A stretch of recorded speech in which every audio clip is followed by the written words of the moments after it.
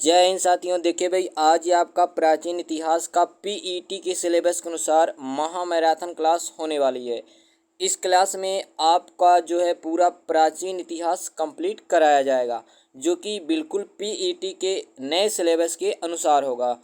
तो चलिए भाई, आज की क्लास शुरू करते हैं। आज हम लोग पूरा प्राचीन इतिहास खत्म करेंगे। ठीक है, क्लास थोड़ी लंबी हो सकती है, बट आप धैर्य बनाए रखिएगा। विश्वास मानिए, आपका पूरा क्वेश्चन यहीं से ही आएगा। ठीक है, तो चलिए आज की क्लास स्टार्ट करते हैं। देखना, वैसे तो प्राचीन इतिहास की अगर बात करते तो प्राग ऐतिहासिक काल, पुरापाषाण काल, मध्य पाषाण काल, नवपाषाण काल, ठीक है, तमाम आते हैं। परंतु जो पीईटी का सिलेबस है उसमें डायरेक्टली आपका इंडस वैली सिविलाइजेशन यानी कि सिंधु घाटी सभ्यता से दिया गया है, तो हम भी वहीं से स्टार्ट कर रहे हैं। ठीक है, चलो। तो सिंधु घाटी सभ्यता की अगर बात करें तो ध्यान देना, विश्व की जो सबसे प्राचीन सभ्यता थी वो कौन सी थी? मेसोपोटामिया की सभ्यता थी। ठीक है, तो भारत में अगर बात करा जाए तो सिंधु घाटी सभ्यता। चलिए इसके बारे में बात करते हैं। सिंधु घाटी सभ्यता का जो विस्तार अवधि है 2500 से 1750 ईस्वी थी। अगर एनसीईआरटी के अनुसार माने तो जो सही माना जाता है वो 2350 से, ठीक है, 2350 बीसी से लेकर के 1750 बीसी आपका माना जाता है। ठीक है, 2350 से 1700 बीसी माना जाता है। आगे देखिए, इस सभ्यता का विस्तार पंजाब, सिंध, बलूचिस्तान, गुजरात, राजस्थान, जम्मू और पश्चिमी उत्तर प्रदेश तक था। उत्तर में अगर बात करें, ध्यान देना, उत्तर में बात करें तो मांदा जो कि जम्मू कश्मीर में चिनाब नदी के किनारे था, दक्षिण में नर्मदा का मुहाना, पश्चिम में मकरान समुद्र तट यानी कि बलूचिस्तान, उत्तर में मेरठ उत्तर प्रदेश और पूरब में आलमगीरपुर इस सभ्यता की चौहद्दी थी यानी कि बॉर्डर थी। चलिए आपको बना के समझा देते। देखिए, अगर इस प्रकार मान लीजिए तो नॉर्थ में जो है इसकी सीमा कहाँ थी? तो भाई मांदा, जम्मू कश्मीर। ठीक है, सिंधु घाटी सभ्यता का सबसे उत्तरी स्थल क्या था? तो सबसे उत्तरी स्थल था मांदा, जो कि जम्मू कश्मीर में पड़ेगा, चिनाब नदी के किनारे, याद रखिएगा। सबसे पूर्वी स्थल की बात करें तो उत्तर प्रदेश में स्थित आलमगीरपुर जो कि हिंडन नदी के किनारे था। और सबसे दक्षिण की बात करें तो याद रखिएगा आपका कौन सा है? नर्मदा नदी का मुहाना। ठीक है, याद रखना। चलिए, और सबसे पश्चिमी स्थल की बात करते हैं तो बलूचिस्तान, ठीक है, जो कि दास्क नदी के किनारे आपका पड़ेगा। ठीक है, चलिए आगे बात करते हैं सिंधु घाटी सभ्यता के बारे में। तो भाई सिंधु घाटी सभ्यता का जो क्षेत्र है वो त्रिभुजाकार है, याद रखिएगा। सिंधु घाटी सभ्यता की आकृति कैसी थी? त्रिभुजाकार थी। और इसका क्षेत्रफल लगभग कितना था? तो याद रखिएगा 12, ठीक है, 12,99,600 वर्ग किलोमीटर में ये फैला था। ठीक है, चलिए इसके बाद देखना, सिंधु घाटी सभ्यता के महत्वपूर्ण उत्खनन स्थल। कौन कौन से महत्वपूर्ण उत्खनन स्थल है जो कि आपसे पूछा जाता है? कि जैसे आपसे पूछ लिया हड़प्पा सभ्यता की खोज किसने किया था, तो यहाँ देखना सबसे पहला जो स्थल है हड़प्पा। हड़प्पा सभ्यता की खोज 1921 में दयाराम साहनी ने किया। ठीक है, राय बहादुर दयाराम साहनी ने। दूसरे स्थल की बात करते, ध्यान देना, मोहनजोदड़ो जो कि सिंध का लरकाना जिला पाकिस्तान में ये पड़ता है। 1922 ईस्वी में इसकी खोज रखाल दास बनर्जी ने किया।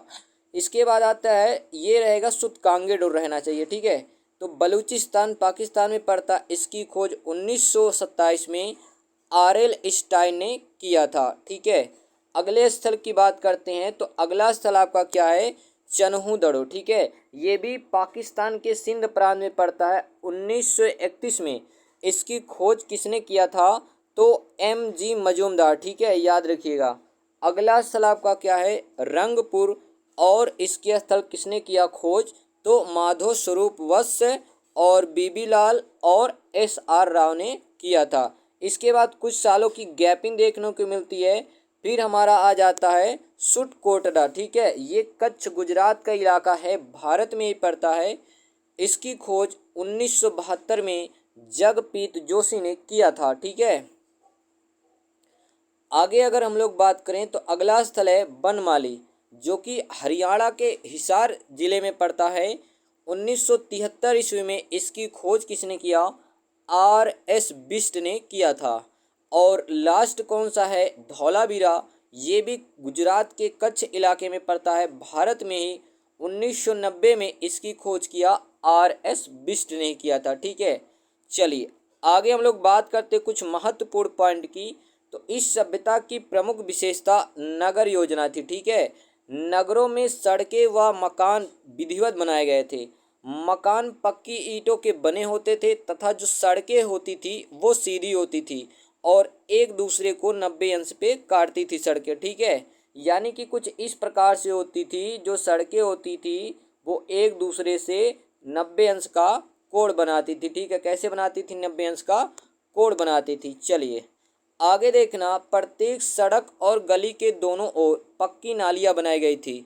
नालियां पक्की व ढकी हुई थी। मोहनजोदड़ो में विशाल स्नानागार मिला। कहाँ मिला विशाल स्नानागार, याद रखिएगा, मोहनजोदड़ो में मिला। इनका प्रयोग अनुष्ठांगिक स्नान के लिए होता था, यानी कि कोई महोत्सव होता था या कोई मेला लगता था उस समय वहाँ पर विशाल स्नानागार में लोग स्नान करने के लिए जाते थे। आगे देखिएगा, सेंधो निवासियों के जीवन का मुख्य उद्यम कृषि कर्म था। ठीक है, यहाँ के प्रमुख खाद्यान्न गेहूं और जौ थे। ठीक है, सिंधु घाटी सभ्यता के लोगों का प्रमुख खाद्यान्न क्या था, गेहूं और जौ था। खुदाई में गेहूं और जौ के दाने मिले हैं। फलों में क्या मिला, केला मिला है, नारियल मिला है, खजूर मिला है, अनार, नींबू, तरबूज आदि का उत्पादन होता था। याद रखना, कृषि के साथ साथ पशुपालन का भी विकास हुआ था। ठीक है, आगे कुछ पॉइंट की बात करते हैं, कुछ और इम्पोर्टेंट पर ध्यान दीजिएगा। कुबड़दार विरसव, ठीक है, जो कुबड़दार सांड होता था का मुहरों पर अंकन बहुतायत में मिला। ठीक है, इसके अलावा सुरकोटदा से प्राप्त अश्व की अस्थि की मृण मूर्तियों के आधार पर अब यह निष्कर्ष निकाला जा सकता है कि सैंधो निवासी अश्व से परिचित थे। ठीक है, यानी कि घोड़े से परिचित थे। ये हाथी से भी परिचित थे।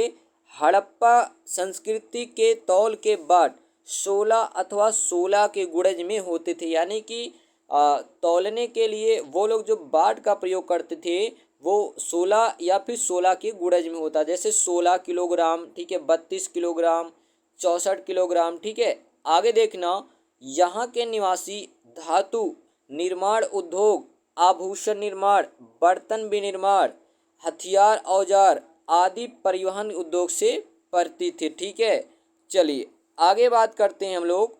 खुदाई में प्राप्त नारी मूर्तियों से अनुमान लगाया जा सकता है कि उनका परिवार मातृसत्तात्मक था।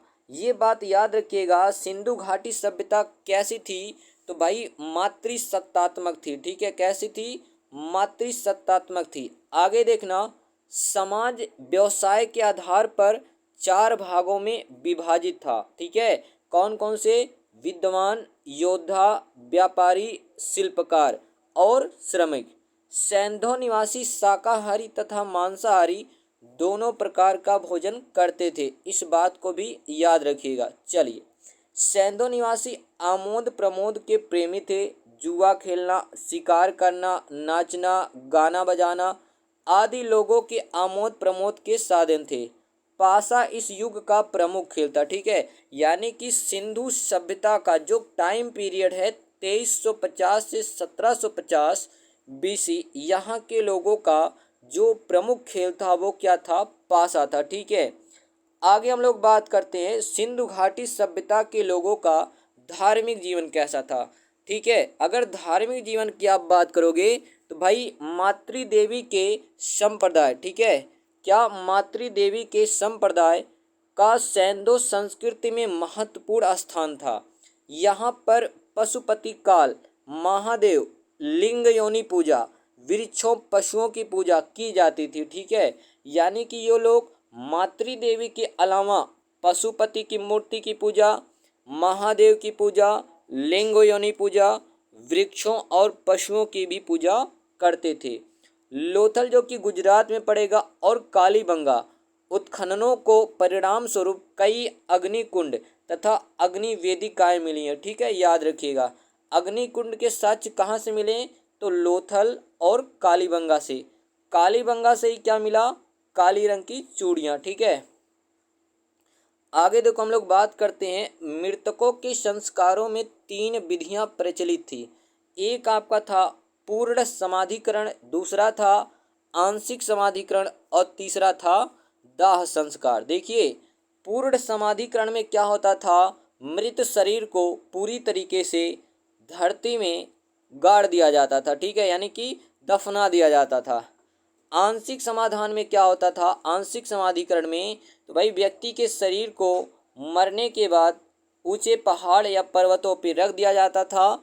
जब उसको चील कौवे खा जाते थे और बचे हुए हड्डी को बाद में दफना दिया जाता था। ठीक है, तो भाई पारसी लोगों में आज भी ये फेमस है, तो इसको बोलते हैं आंशिक समाधिकरण। और दाह संस्कार में क्या होता था? मृत शरीर को जला दिया जाता था। ठीक है, आगे देखना, सिंधु सभ्यता की लिपि को पढ़ा नहीं जा सका। इसमें चित्र और अक्षर दोनों ही ज्ञात होते हैं। ठीक है, यानी कि अगर आपसे पूछा जाता है तो इनकी लिपि कैसी थी, तो आप कहेंगे भाव चित्रात्मक थी। ठीक है, यह लिपि प्रथम लाइन में दाएं से बाएं तथा दूसरी लाइन में बाएं से दाएं लिखी जाती थी। और यह लिखने का जो तरीका है ये ब्रोस्टोफेदम कहलाता है। ठीक है, क्या कहलाता है? ब्रोस्टोफेदम कहलाता है। चलिए, तो यहाँ पे देखना इंडस वैली सभ्यता यानी कि इंडस वैली सिविलाइजेशन सिंधु घाटी सभ्यता से जो कुछ पॉइंट बनते थे यहाँ पे आपका होता है। सिंधु घाटी सभ्यता का जब पतन हो जाता है, यानी कि जैसे व्हीलर ने बताया कि भाई बाहरी आक्रमण से, मैके ने बताया कि सिंधु घाटी सभ्यता का विनाश बाढ़ से हो गया था, तो सिंधु घाटी सभ्यता का विनाश बाढ़ से हुआ। और भाई व्हीलर कहते हैं कि आर्यों के आक्रमण से हुआ। ठीक है, लेकिन बाढ़ वाला क्या है आपका ज़्यादा सटीक माना जाता है। सिंधु घाटी सभ्यता के बाद धीरे धीरे क्या होता है? आर्यों के आगमन हुआ, जो कि मैक्स मूलर बताते हैं कि भाई आर्य जो है मध्य एशिया से आए। आर्यों के कारण ही धीरे धीरे क्या हुआ? वैदिक सभ्यता का प्रारंभ होता है। तो चलिए अब हमारा वैदिक पीरियड स्टार्ट होता है। वैदिक सभ्यता की बात करते हैं हम लोग, ध्यान दीजिएगा। अगर वैदिक सभ्यता की बात किया जाए तो भारतीय इतिहास में 1500 ईसा पूर्व से 600 ईसा पूर्व के कालखंड को वैदिक सभ्यता की संज्ञा दी जाती है। ठीक है, क्या दी जाती है? वैदिक सभ्यता की संज्ञा दी जाती है।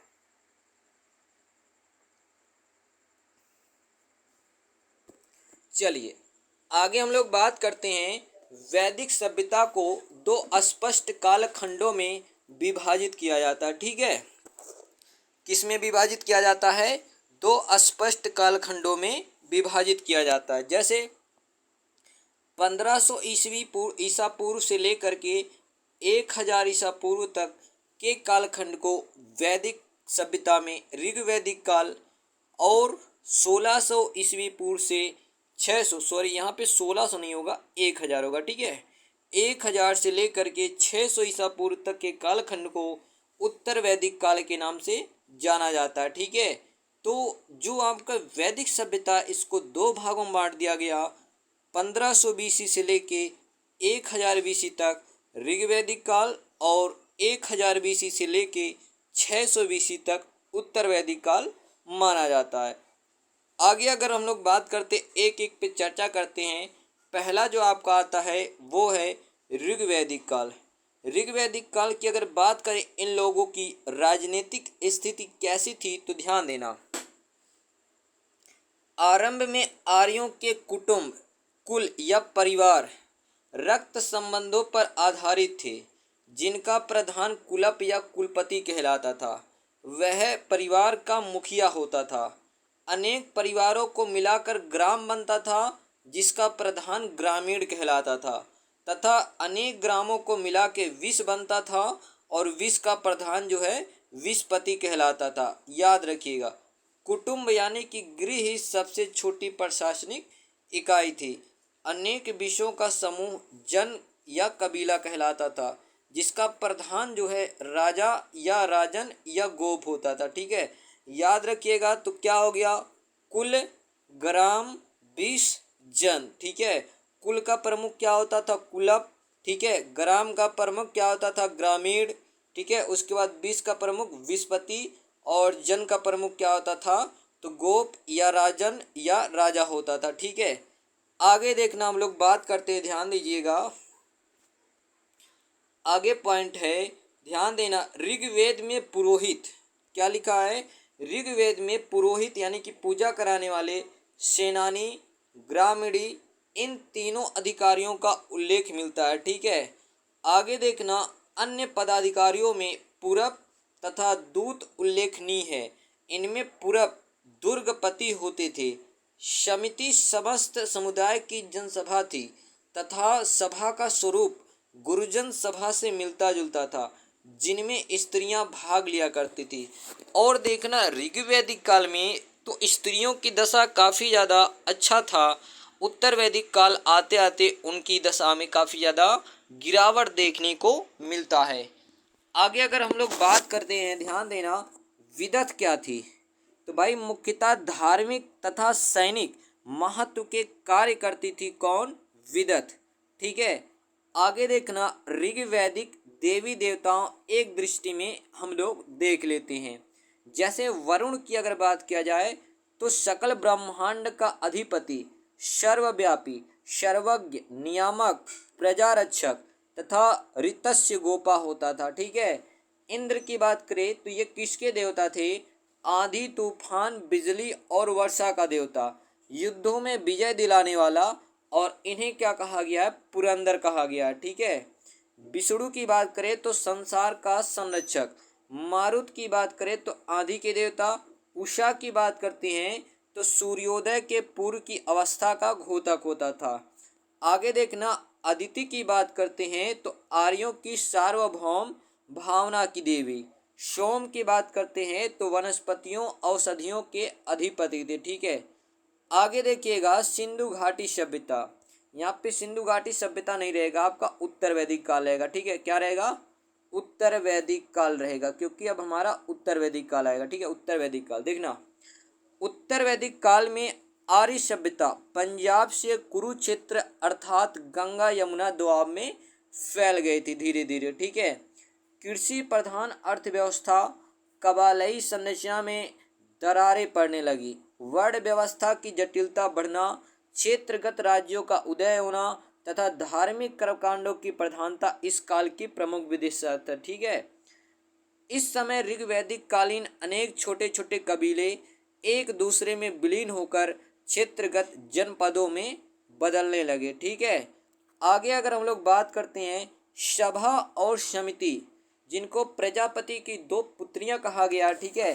सभा और समिति नामक सभाओं का अंत हो गया और राजा की शक्ति में वृद्धि होने लगी, ठीक है। राजा की शक्ति में क्या होने लगी? वृद्धि होने लगी। आगे देखना, परिवार पितृ प्रधान एवं संयुक्त था। याद रखिएगा, सिंधु घाटी सभ्यता मातृसत्तात्मक थी, जबकि वैदिक सभ्यता पितृसत्तात्मक, ठीक है। समाज में स्त्रियों की दशा में पतन हुआ। अभी देखना, जो ऋग्वैदिक काल था, ऋग्वैदिक काल में स्त्रियों की दशा तो अच्छी थी, उनको भी उपनयन संस्कार, शिक्षा का अधिकार था, परंतु उत्तर वैदिक काल में क्या हुआ? स्त्रियों की दशा में काफ़ी ज़्यादा गिरावट आया। जाति प्रथा कर्म के आधार पर ना होकर जन्म के आधार पर होने लगी, यानी कि वंशानुगत हो गया और उसमें कठोरता आ गई। आगे देखना, इंसान का जीवन 4 आश्रमों में विभाजित होने लगा, ब्रह्मचर्य, गृहस्थ, वानप्रस्थ और संन्यास आश्रम, ठीक है। याद रखिएगा। चलिए आगे हम लोग बात करते हैं, मनोरंजन में ये लोग क्या प्रयोग करते थे? तो लोक नृत्य, संगीत, जुआ एवं युद्ध प्रमुख थे। आगे देखना, इसी में आपका देखने को मिलता है 8 प्रकार के विवाह की भी चर्चा मिलती है, ठीक है। 8 प्रकार के विवाह की चर्चा मिलती है। जैसे आपका पहला क्या है?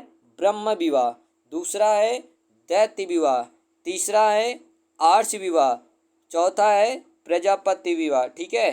फिर गंधर्व, असुर, पैशाच। तो ब्रह्म विवाह की अगर हम लोग बात करते हैं, इसमें क्या होता था? कन्या के वयस्क होने पर उसके पिता माता पिता जो होते थे योग्य वर्ग ढूंढ कर उसकी शादी करा देते थे। दैव विवाह में क्या होता था, यज्ञ करने वाले पुरोहित के साथ कन्या का विवाह करा दिया जाता था। आर्ष विवाह में क्या होता था, कन्या के पिता द्वारा यज्ञ कार्य हेतु एक अथवा दो गायों के बदले में अपनी कन्या का विवाह कर दिया जाता था। अगला है प्रजापत्य विवाह। इसमें क्या होता था, वर स्वयं कन्या के पिता से कन्या को मांगकर विवाह करता था। ठीक है, क्या करता था, विवाह करता था। अगला हमारा है गंधर्व विवाह। कन्या तथा वर प्रेम अथवा कामुकता के वशीभूत होकर जो विवाह करते थे उसे क्या बोला गया, गंधर्व विवाह। नेक्स्ट है असुर विवाह। कन्या के पिता द्वारा धन के बदले में कन्या को विक्रय कर देना, बेच देना। नेक्स्ट आपका है पैशाक्ष विवाह। इसमें क्या होता था, सोई हुई अथवा पागल कन्या के साथ सहवास कर उससे शादी कर लेना। अगर हम लोग बात करते हैं आठवें की, तो भाई जो आपका आठवां विवाह है वो क्या था, तो याद रखिएगा राक्षस विवाह। क्या था, राक्षस विवाह। तो राक्षस विवाह में क्या होता था, बलपूर्वक कन्या को छीनकर उससे विवाह करना। ये आपका क्या होता था, राक्षस विवाह होता था। ठीक है, अब आगे हम लोग बात करते हैं आर्थिक जीवन जो इनका था। कृषि और पशुपालन के अतिरिक्त मछुआ, सारथी, गडरिया, स्वर्णकार, मणिकार, रस्सी बांटने वाले, टोकरी बुनने वाले, कपड़े धोने वाले, लुहार, जुलाहा आदि व्यवसाय का भी उल्लेख मिलता है। इस समय मिट्टी एक विशेष प्रकार के बर्तन बनाए जाते थे जिन्हें चिगित धूसर मृद भांड कहा जाता था। ठीक है, चित्रित दूसर मृद भांड कहा जाता था। आगे देखना, वैदिक साहित्य में आपको 4 वेद देखने को मिलता है। वैदिक साहित्य में पहला जो हमारा आता है वो क्या आता है, वेद की अगर बात करते हैं तो वेद आपके कितने हैं, 4। ऋग्वेद, सामवेद, यजुर्वेद और अथर्ववेद। ठीक है, 4 वेद आपके हैं। सबसे प्राचीन की बात करते हैं तो ऋग्वेद, सबसे नवीन की बात करते हैं तो आपका अथर्ववेद। ठीक है, याद रखिएगा। चलिए एक एक वेद की हम लोग थोड़ा थोड़ा चर्चा कर लेते हैं।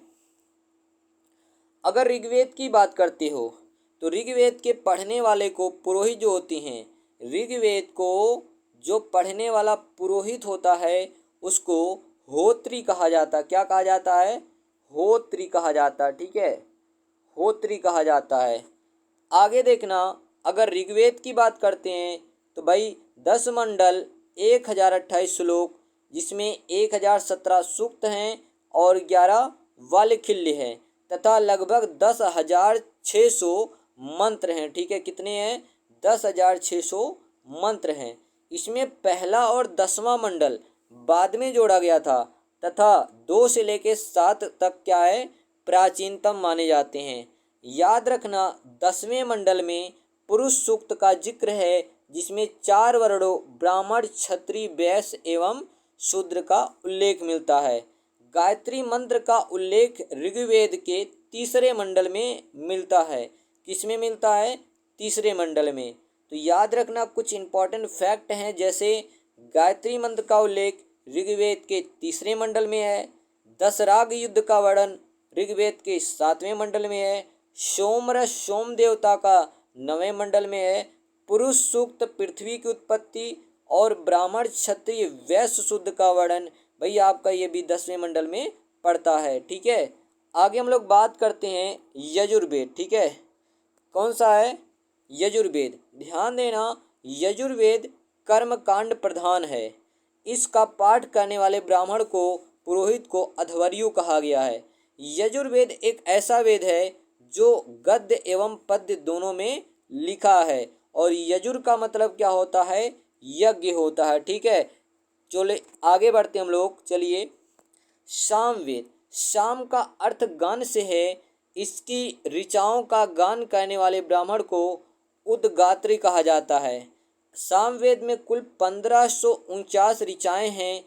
वेदों में सामवेद को भारतीय संस्कृत का जनक भी कहा जाता है। यानी कि जो सारे गामा पादानिसा ये कहाँ से आया है? तो सामवेद से ही आया है। आगे बात करते हैं हम लोग अथर्ववेद की। किसकी बात करते हैं? अथर्ववेद की बात करते हैं। तो देखना अथर्वा का अर्थ क्या हो गया। यहाँ पे इसकी रचना अथर्वा ऋषि ने ही किया था। इसमें क्या है? तो भाई जादू, टोना, विवाह, शादी, ठीक है, ये सब के बारे में चर्चा में किस में मिलती है?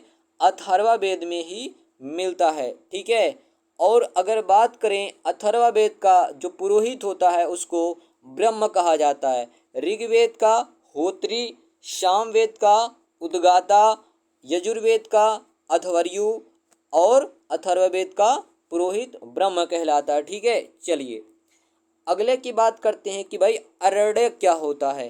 तो भाई अरण्यक की अगर बात करें, अरण्यक क्या होता है? तो ये अरण्य शब्द से बना है जिसका अर्थ क्या होता है?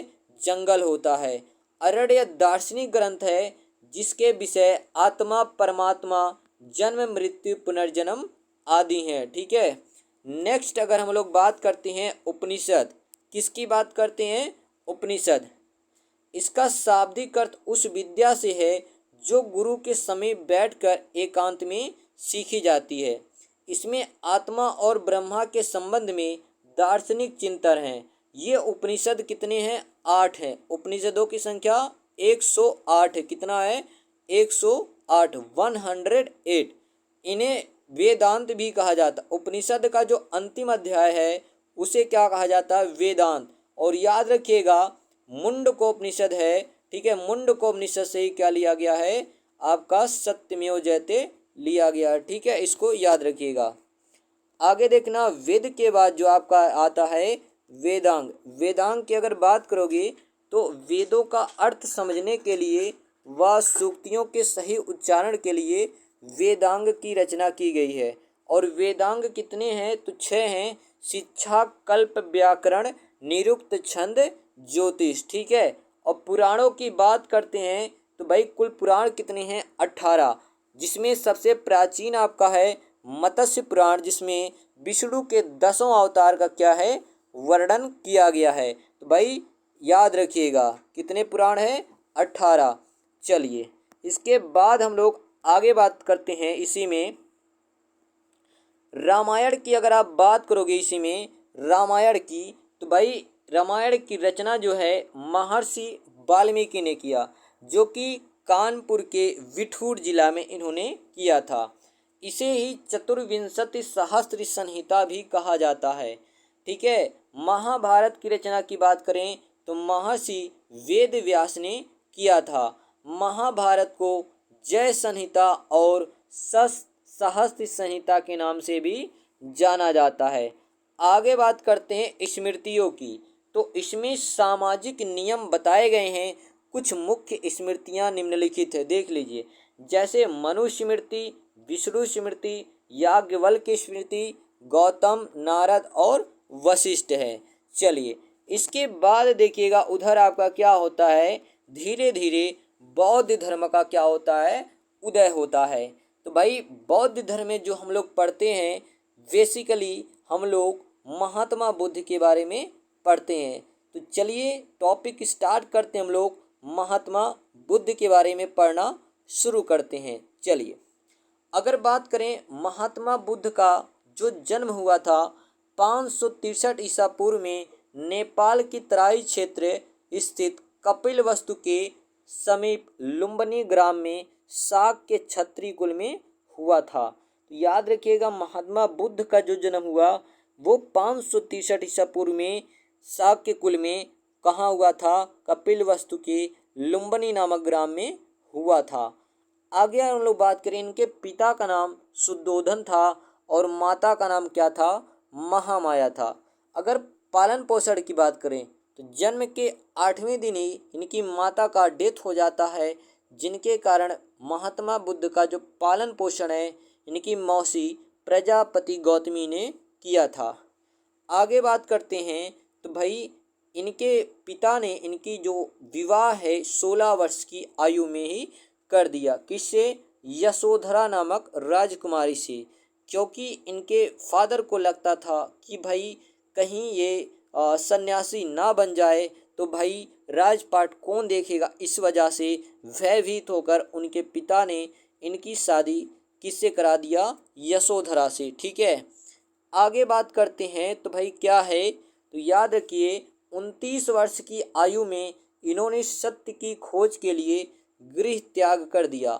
35 वर्ष की आयु में बिहार में उरुवेला नामक स्थान पर पीपल वृक्ष के नीचे वैशाख पूर्णिमा के दिन, किस दिन, वैशाख पूर्णिमा के दिन इनको ज्ञान की प्राप्ति हुआ था।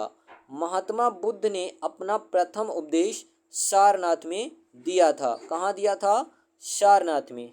483 ईसा पूर्व में 80 वर्ष की आयु में इनका क्या हो गया था, देहांत हो गया था। इसको भी याद रखिएगा। कुछ और बातें हम लोग बात कर लेते हैं, ध्यान देना।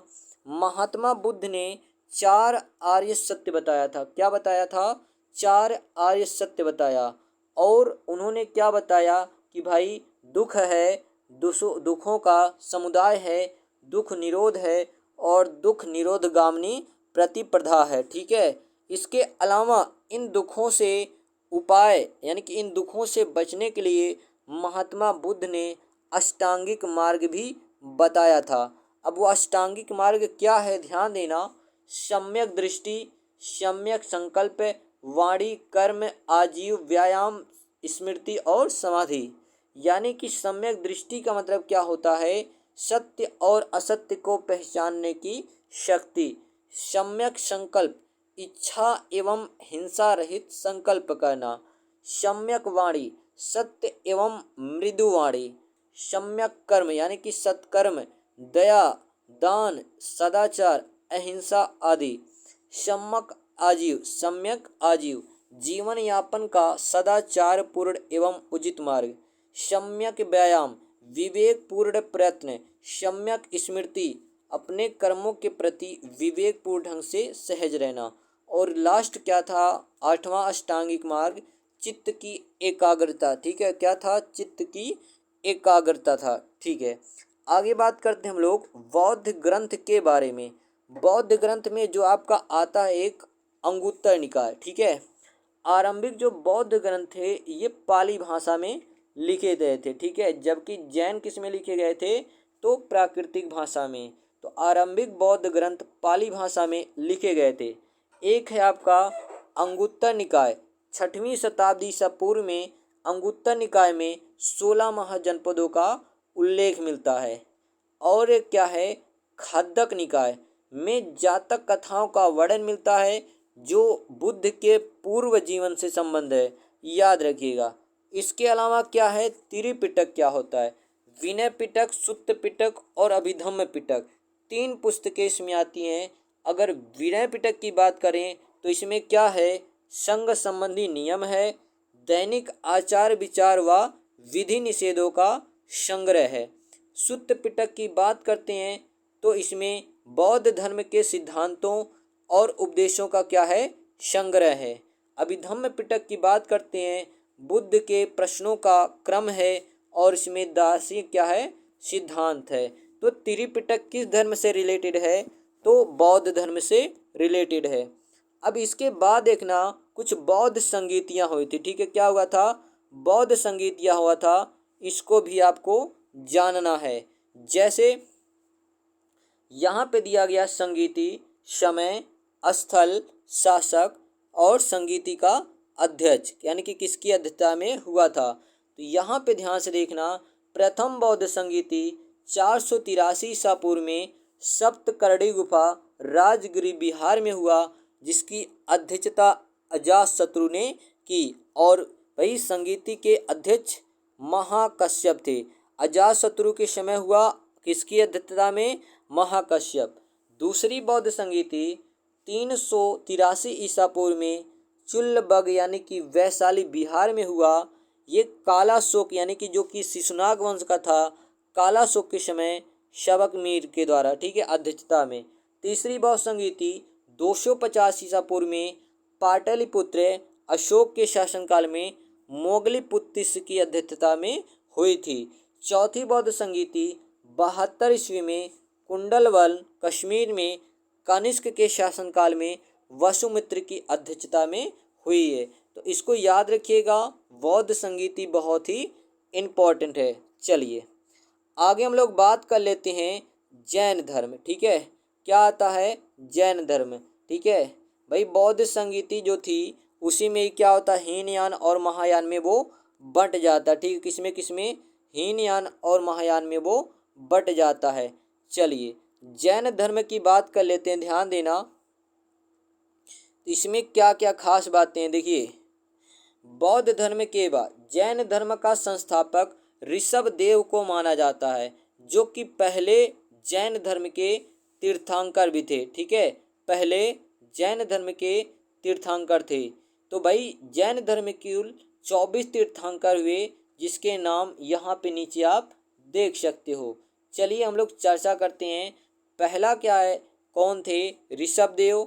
उसके बाद दूसरा अजितनाथ, पहले ऋषभदेव, अजितनाथ, फिर शंभवनाथ, अभिनंदन स्वामी, सुमतिनाथ, पदम प्रभु, इसके बाद सुपार्श्वनाथ, चंद्र प्रभु, सुविधनाथ, शीतलनाथ, श्रेयसनाथ, वाज्यपूज्यनाथ, विमलनाथ, अनंतनाथ, धर्मनाथ, शांतिनाथ, कुंथुनाथ, अमरनाथ, मल्लिनाथ, मुनि सुव्रत, इसके बाद नेमिनाथ, उसके बाद अरिश नेमी, इसके बाद पार्श्वनाथ, उसके बाद महावीर स्वामी।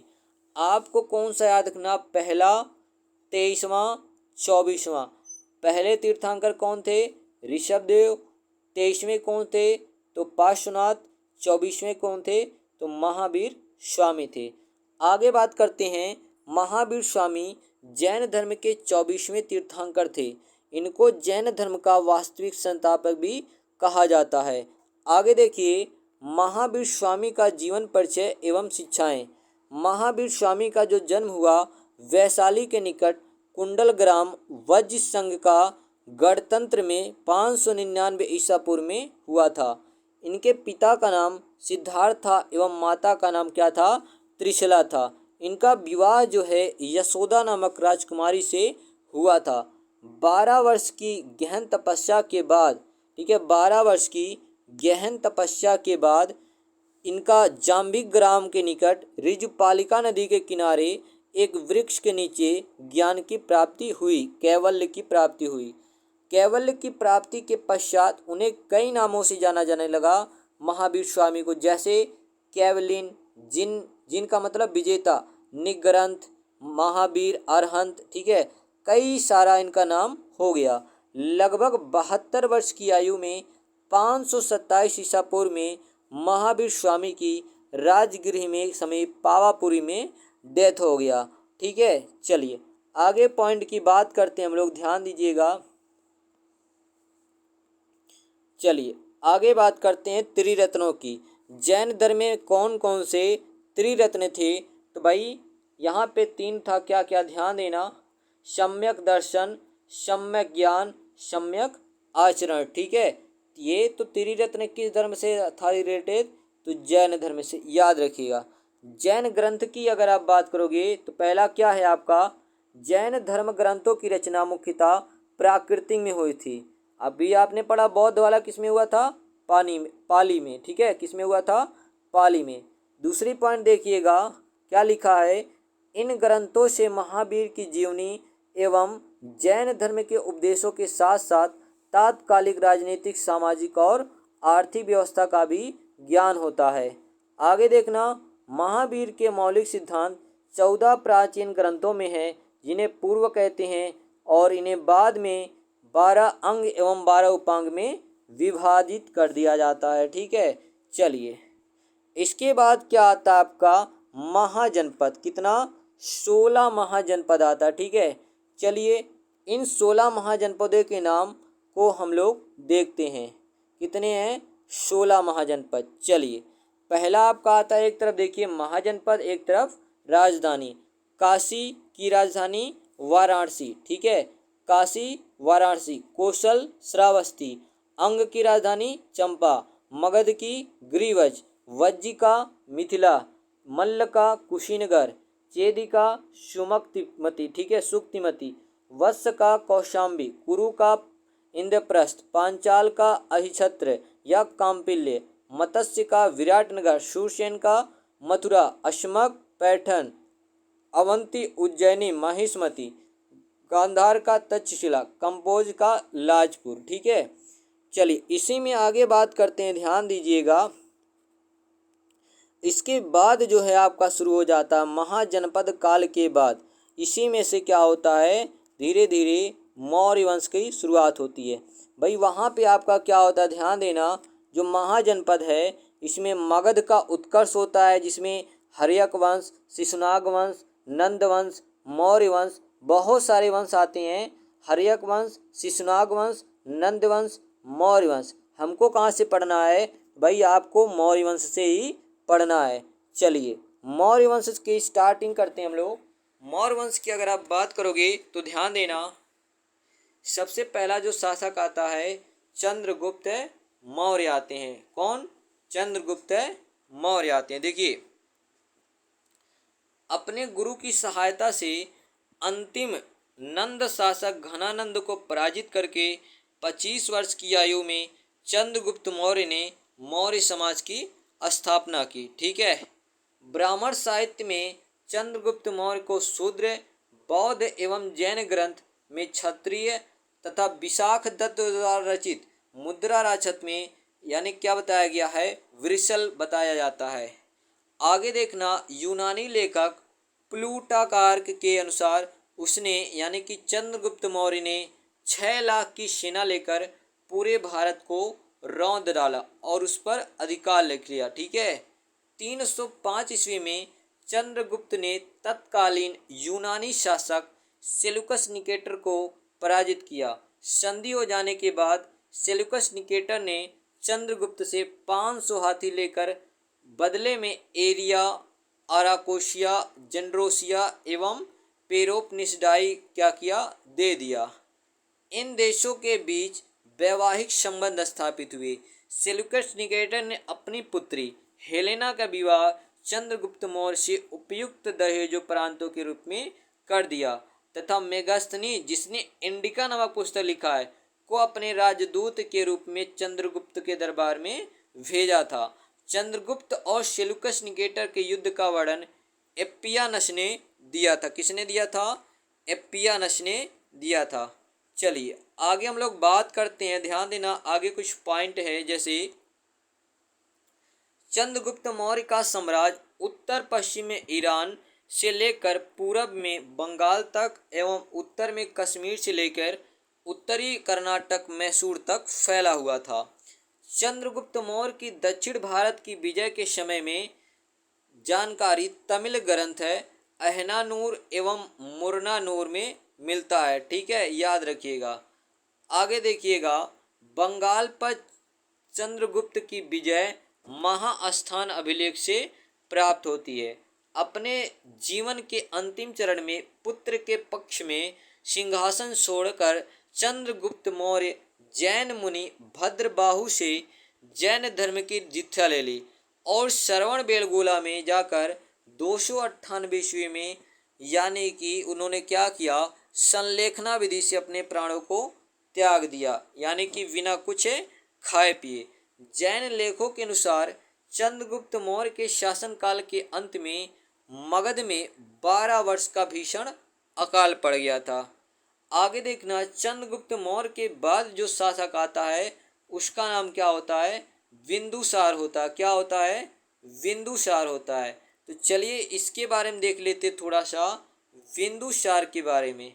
चलिए भाई, अगर बिंदुसार की बात करोगे 298 ईस्वी से लेकर 272 तक इसका टाइम पीरियड माना जाता है। पहला पॉइंट क्या रहा है, चंद्रगुप्त मौर्य के पश्चात उसका पुत्र बिंदुसार गद्दी पर बैठा। यूनानी लेखकों में अमित्र चेट्स, अमित्र घात और पुराणों में इसे भद्रसार तथा जैन ग्रंथों में इसे सिंहसेन कहा गया है। ठीक है, अगला देखना, एथिनियस नामक एक अन्य यूनियन लेखक ने बिंदुसार तथा सीरिया के शासक एंटियोकस प्रथम के बीच मैत्रीपूर्ण पत्र व्यवहार का विवरण दिया है, जिसमें भारतीय शासक ने 3 वस्तुओं की मांग की थी, मीठी मदिरा, सूखी अंजीर और एक दार्शनिक। सीरियाई सम्राट ने प्रथम दो यानी कि मदिरा और सूखी अंजीर वस्तुएं भिजवा दी, परंतु तीसरी वस्तु दार्शनिक के संबंध में यह कहा गया कि यूनानी कानून के अनुसार दासिनों का विक्रय नहीं किया जा सकता। ठीक है, चलिए तो मौर्य वंश पे चंद्रगुप्त मौर्य और यहाँ पे अभी कहा गए हैं तो बिंदुसार। इसके बाद जो आते हैं आपके कौन आते हैं, अशोक। भाई अशोक की बात करोगे तो भाई महान थे। 273 से 232 इनका टाइम काल माना जाता है। पहला पॉइंट क्या है, जनश्रुति के अनुसार अशोक ने बिंदुसार की इच्छा के विरुद्ध मगध के शासन पर अधिकार किया था। सिंगली अनुश्रुति के अनुसार अशोक ने अपने 99 भाइयों की हत्या कर सिंहासन प्राप्त किया था। महाबोधि तथा लामा तारानाथ के अनुसार सत्ता प्राप्ति के लिए हुए युद्ध में अपने भाइयों का अशोक ने वध कर दिया, साम्राज्य प्राप्त किया। इसके बाद लगभग 4 वर्ष के सत्ता संघर्ष के बाद अशोक का विधिवत राज्याभिषेक 269 में हुआ था। अगला देखिएगा, अशोक के विभिन्न नाम एवं उपाधियां। भाई अशोक नाम कहाँ कहाँ मिलता है, तो मस्की, गुर्जरा, नेत्यूर और उडेगोलम अभिलेख में मिलता है। देवनामपुरी अशोक का ही नाम क्या है, देवनामपुरी। और ये कौन से अभिलेख में कहाँ मिलता है, तो राजकीय उपाधि थी ये। प्रियदर्शी आधिकारिक नाम है। मगध का राजा उल्लेख भाब्रू अभिलेख में, यानी कि अशोक को मगध का राजा कहा गया है उल्लेख भाब्रू अभिलेख में। अशोक मौर्य जूनागढ़ अभिलेख में नाम मिलता है। अशोक वर्धन पुराण में नाम मिलता है। ठीक है, इसको भी याद रखिएगा। चलिए आगे हम लोग बात करते हैं। राज्याभिषेक से पहले अशोक उज्जैन का राज्यपाल था। कल्हड़ की राज तरंगड़ी के अनुसार अशोक शिव का उपासक तथा उसने कश्मीर में वितस्ता नदी के किनारे श्रीनगर नामक स्थान की रचना की। ठीक है, उन्होंने क्या किया, स्थापना किया। सॉरी, रचना नहीं होगा, स्थापना होगा। आगे बात करते हैं, अशोक द्वारा उत्कीर्ण कराए गए अभिलेखों में उसकी एक ही रानी करुवाकी का उल्लेख मिलता है। इसके बाद देखना कलिंग का युद्ध 261 राज्याभिषेक के 8वें वर्ष में हुआ। 261 ईसा पूर्व में अशोक ने कलिंग पर आक्रमण किया। इस युद्ध में 1 लाख लोग मारे गए और 1,50,000 बंदी बनाए गए। कलिंग के युद्ध के बाद अशोक ने ये सब कुछ जो है लड़ाई मार झगड़ा सब कुछ त्याग दिया। कलिंग के हाथी गुफा अभिलेख से प्रकट होता है कि संभवतः उस समय कलिंग पर नंदराज का कोई भी राजा शासक कर रहा था। ठीक है, चलिए आगे हम लोग चर्चा करते, ध्यान देना। कलिंग युद्ध तथा उसके परिणामों के विषय में अशोक के 13वें शिलालेख से विस्तृत सूचना प्राप्त होती है। विजयोपरांत कलिंग में 2 अधिनियम प्रशासनिक केंद्रीय स्थापित किए गए थे।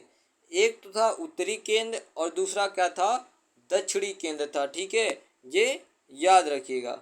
अब इसी में देखिए आपका क्या है, अशोक और बौद्ध धर्म। अशोक और बौद्ध धर्म है। ठीक है, चलिए तो यहाँ पे हम लोग बात करते हैं किस पे, अशोक और बौद्ध धर्म में।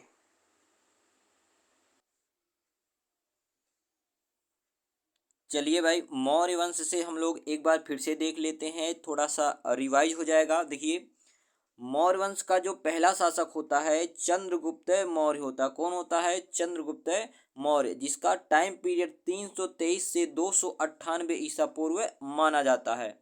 भाई अगर बात करें इसने क्या किया, तो अपने गुरु चाणक्य की सहायता से अंतिम नंद शासक घनानंद को पराजित किया। ठीक है, 25 वर्ष की आयु में। और चंद्रगुप्त मौर्य ने क्या किया, मौर्य साम्राज्य की स्थापना किया था। ठीक है, इसको याद रखिएगा। जो नंद वंश का अंतिम शासक था घनानंद को पराजित करके चंद्रगुप्त मौर्य ने क्या किया, मौर्य वंश की स्थापना किया। आगे अगर हम लोग बात करें इसी में, तो ब्राह्मण साहित्य पुराण आदि में चंद्रगुप्त मौर्य को शूद्र कहा गया है। बौद्ध तथा जैन ग्रंथ में क्षत्रिय कहा गया है। और जो विशाख दत्त द्वारा रचना है एक मुद्रा रचना, इसमें इसे वृषल यानी कि निम्न कुल का बताया गया है। आगे अगर हम लोग बात करते हैं यूनानी लेखक प्लूटार्क, ठीक है, यूनानी लेखक प्लूटार्क के अनुसार उसने यानी कि 6 लाख की सेना लेकर के संपूर्ण भारत को रौंद डाला था और उस पर अधिकार कर लिया था। ठीक है, जस्टिन ने इस पे भी विचार प्रकट किया था। आगे अगर हम लोग बात करते हैं 305 ईसा पूर्व में यानी कि बीसी में चंद्रगुप्त मौर्य ने तत्कालीन यूनानी शासक सेलुकस निकेटर को पराजित किया और संधि हो जाने के पश्चात सेलुकस निकेटर ने चंद्रगुप्त को 500 हाथी लेकर बदले में एरिया, अराकोशिया, जेड्रोसिया एवं पेरोपनिसडाई क्षेत्रों के कुछ भाग दान दिए थे। आगे देखिएगा, दोनों देशों के बीच वैवाहिक संबंध स्थापित हुए। सेलुकस निकेटर ने अपनी पुत्री हेलेना का विवाह चंद्रगुप्त मौर्य से कर दिया और दहेज के रूप में मेगास्थनीज, ठीक है, दहेज के रूप में 4 प्रांत दिया तथा मेगास्थनीज नामक राजदूत को चंद्रगुप्त मौर्य के दरबार में भेजा था और इसी मेगास्थनीज ने इंडिका नामक पुस्तक लिखा था। इसको भी याद रखिएगा। चंद्रगुप्त और सेलुकस के युद्ध का वर्णन एपियानस ने दिया था। ठीक है, चलिए आगे हम लोग बात करते इसी में थोड़ा सा। देखिए, जो चंद्रगुप्त मौर्य हैं, क्या है, चंद्रगुप्त मौर्य। चंद्रगुप्त मौर्य का साम्राज्य उत्तर पश्चिम में ईरान से लेकर पूर्व में बंगाल तथा उत्तर कश्मीर से लेकर के उत्तरी कर्नाटक मैसूर तक फैला हुआ था। आगे अगर हम लोग बात करते हैं चंद्रगुप्त मौर्य की दक्षिण भारत की विजय के बारे में, जो हमें जानकारी मिलती है वो तमिल ग्रंथ अहनानूर और मुरनानूर तथा अशोक के अभिलेखों से मिलता है। बंगाल पर चंद्रगुप्त मौर्य की विजय महास्थान अभिलेख से प्राप्त होती है। आगे देखिएगा, अपने जीवन के अंतिम दिनों में सिंहासन छोड़कर चंद्रगुप्त मौर्य जैन मन श्रुति, ठीक है, जैन मुनि भद्रबाहु से जैन धर्म की दीक्षा ले ली और कर्नाटक के श्रवण बेलगोला में जाकर संलेखना विधि से यानी कि बिना कुछ खाए पिए उपवास करके उन्होंने क्या किया, अपना प्राण त्याग दिया था। आगे देखना क्या है, जैन लेखों के अनुसार चंद्रगुप्त मौर्य के शासनकाल में अंत में मगध में 12 वर्ष का भीषण अकाल पड़ा था। ठीक है, क्या पड़ा था, भीषण अकाल पड़ा था। ठीक है, चलिए इसके बाद चंद्रगुप्त मौर्य के बाद जो अगला शासक आता है मौर्य वंश में वो है बिंदुसार। कौन था, बिंदुसार। इसके टाइम काल की बात किया जाए तो 298 ईसा पूर्व से लेकर 272 ईसा पूर्व माना जाता है। चंद्रगुप्त मौर्य के पश्चात उसका पुत्र बिंदुसार गद्दी पर बैठा। यूनानी लेखों में इसे अमित्रोचेट्स, जिसका संस्कृत रूपांतरण होता है अमित्रघात, तथा वायु पुराण में इसे भद्रसार और जैन ग्रंथों में इसे सिंहसेन कहा जाता है। तो ये नाम याद रखिएगा, अमित्रोचेट्स, अमित्रघात, भद्रसार और सिंहसेन किसे कहा जाता है, बिंदुसार को कहा जाता है। आगे देखिए, एथीनियस नामक एक अन्य यूनानी लेखक ने बिंदुसार तथा सीरिया के शासक एंटियोकस प्रथम के बीच मैत्रीपूर्ण पत्र व्यवहार का विवरण दिया है, जिसमें भारतीय शासक ने 3 वस्तुओं की मांग की थी। क्या क्या, मीठी मदिरा, सूखी अंजीर और एक दार्शनिक। इसमें से जो मीठी मदिरा है और सूखी अंजीर तो पा गए, परंतु उन्होंने दार्शनिक देने से मना कर दिया था। देखिए, सीरियाई सम्राट ने प्रथम 2 चीज यानी कि मीठी मदिरा और सूखी अंजीर वस्तुएं भिजवा दी, परंतु तीसरी वस्तु दार्शनिक देने से मना कर दिया, क्योंकि यूनानी कानून के अनुसार दार्शनिकों का जो विक्रय है वो नहीं किया जा सकता है। इसके बाद मौर्य वंश का जो अगला शासक आता है वो कौन है, अशोक है। ठीक है, अशोक की अगर बात करोगे तो जैन श्रुति के अनुसार अशोक ने बिंदुसार की इच्छा के विरुद्ध मगध के शासन पर अधिकार कर लिया और सिंहली अनुश्रुति के अनुसार अशोक ने अपने 99 भाइयों की हत्या कर सिंहासन प्राप्त किया था। इसके अलावा महाबोधि वंश तथा तारानाथ के अनुसार सत्ता प्राप्ति के लिए हुए युद्ध में अपने भाइयों का वध करके अशोक ने साम्राज्य प्राप्त किया। लगभग 4 वर्ष के सत्ता संघर्ष के बाद अशोक का विधिवत राज्याभिषेक 269 ईसा पूर्व में हुआ था।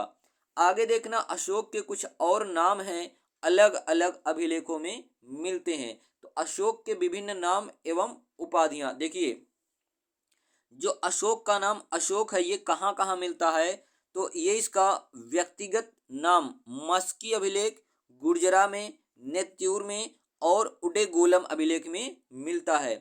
अशोक को देव नाम प्रिय भी कहा जाता है और ऐसा वर्णन कहाँ मिलता है, राजकीय उपाधि, ठीक है।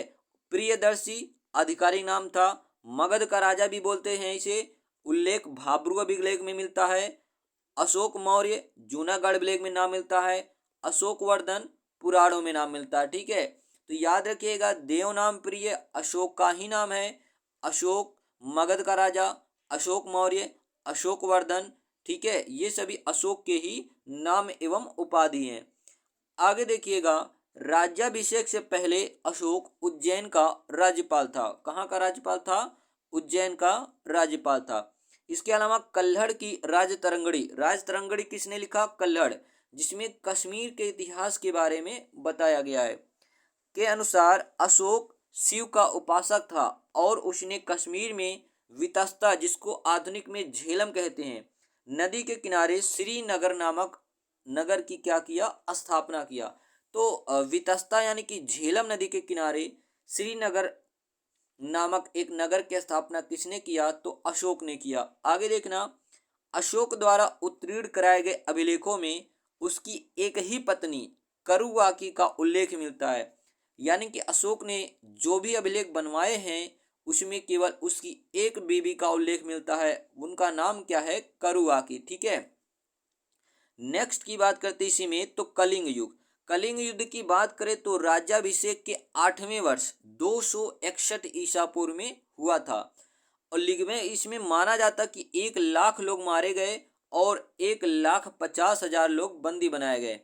अशोक ने क्या किया, इस युद्ध के कारण हताश होकर, निराश होकर, इतना नरसंहार देखकर वो मतलब क्या करता है, हिंसा की नीति को त्याग देता है, यानी कि सीधा साधा बन जाता है।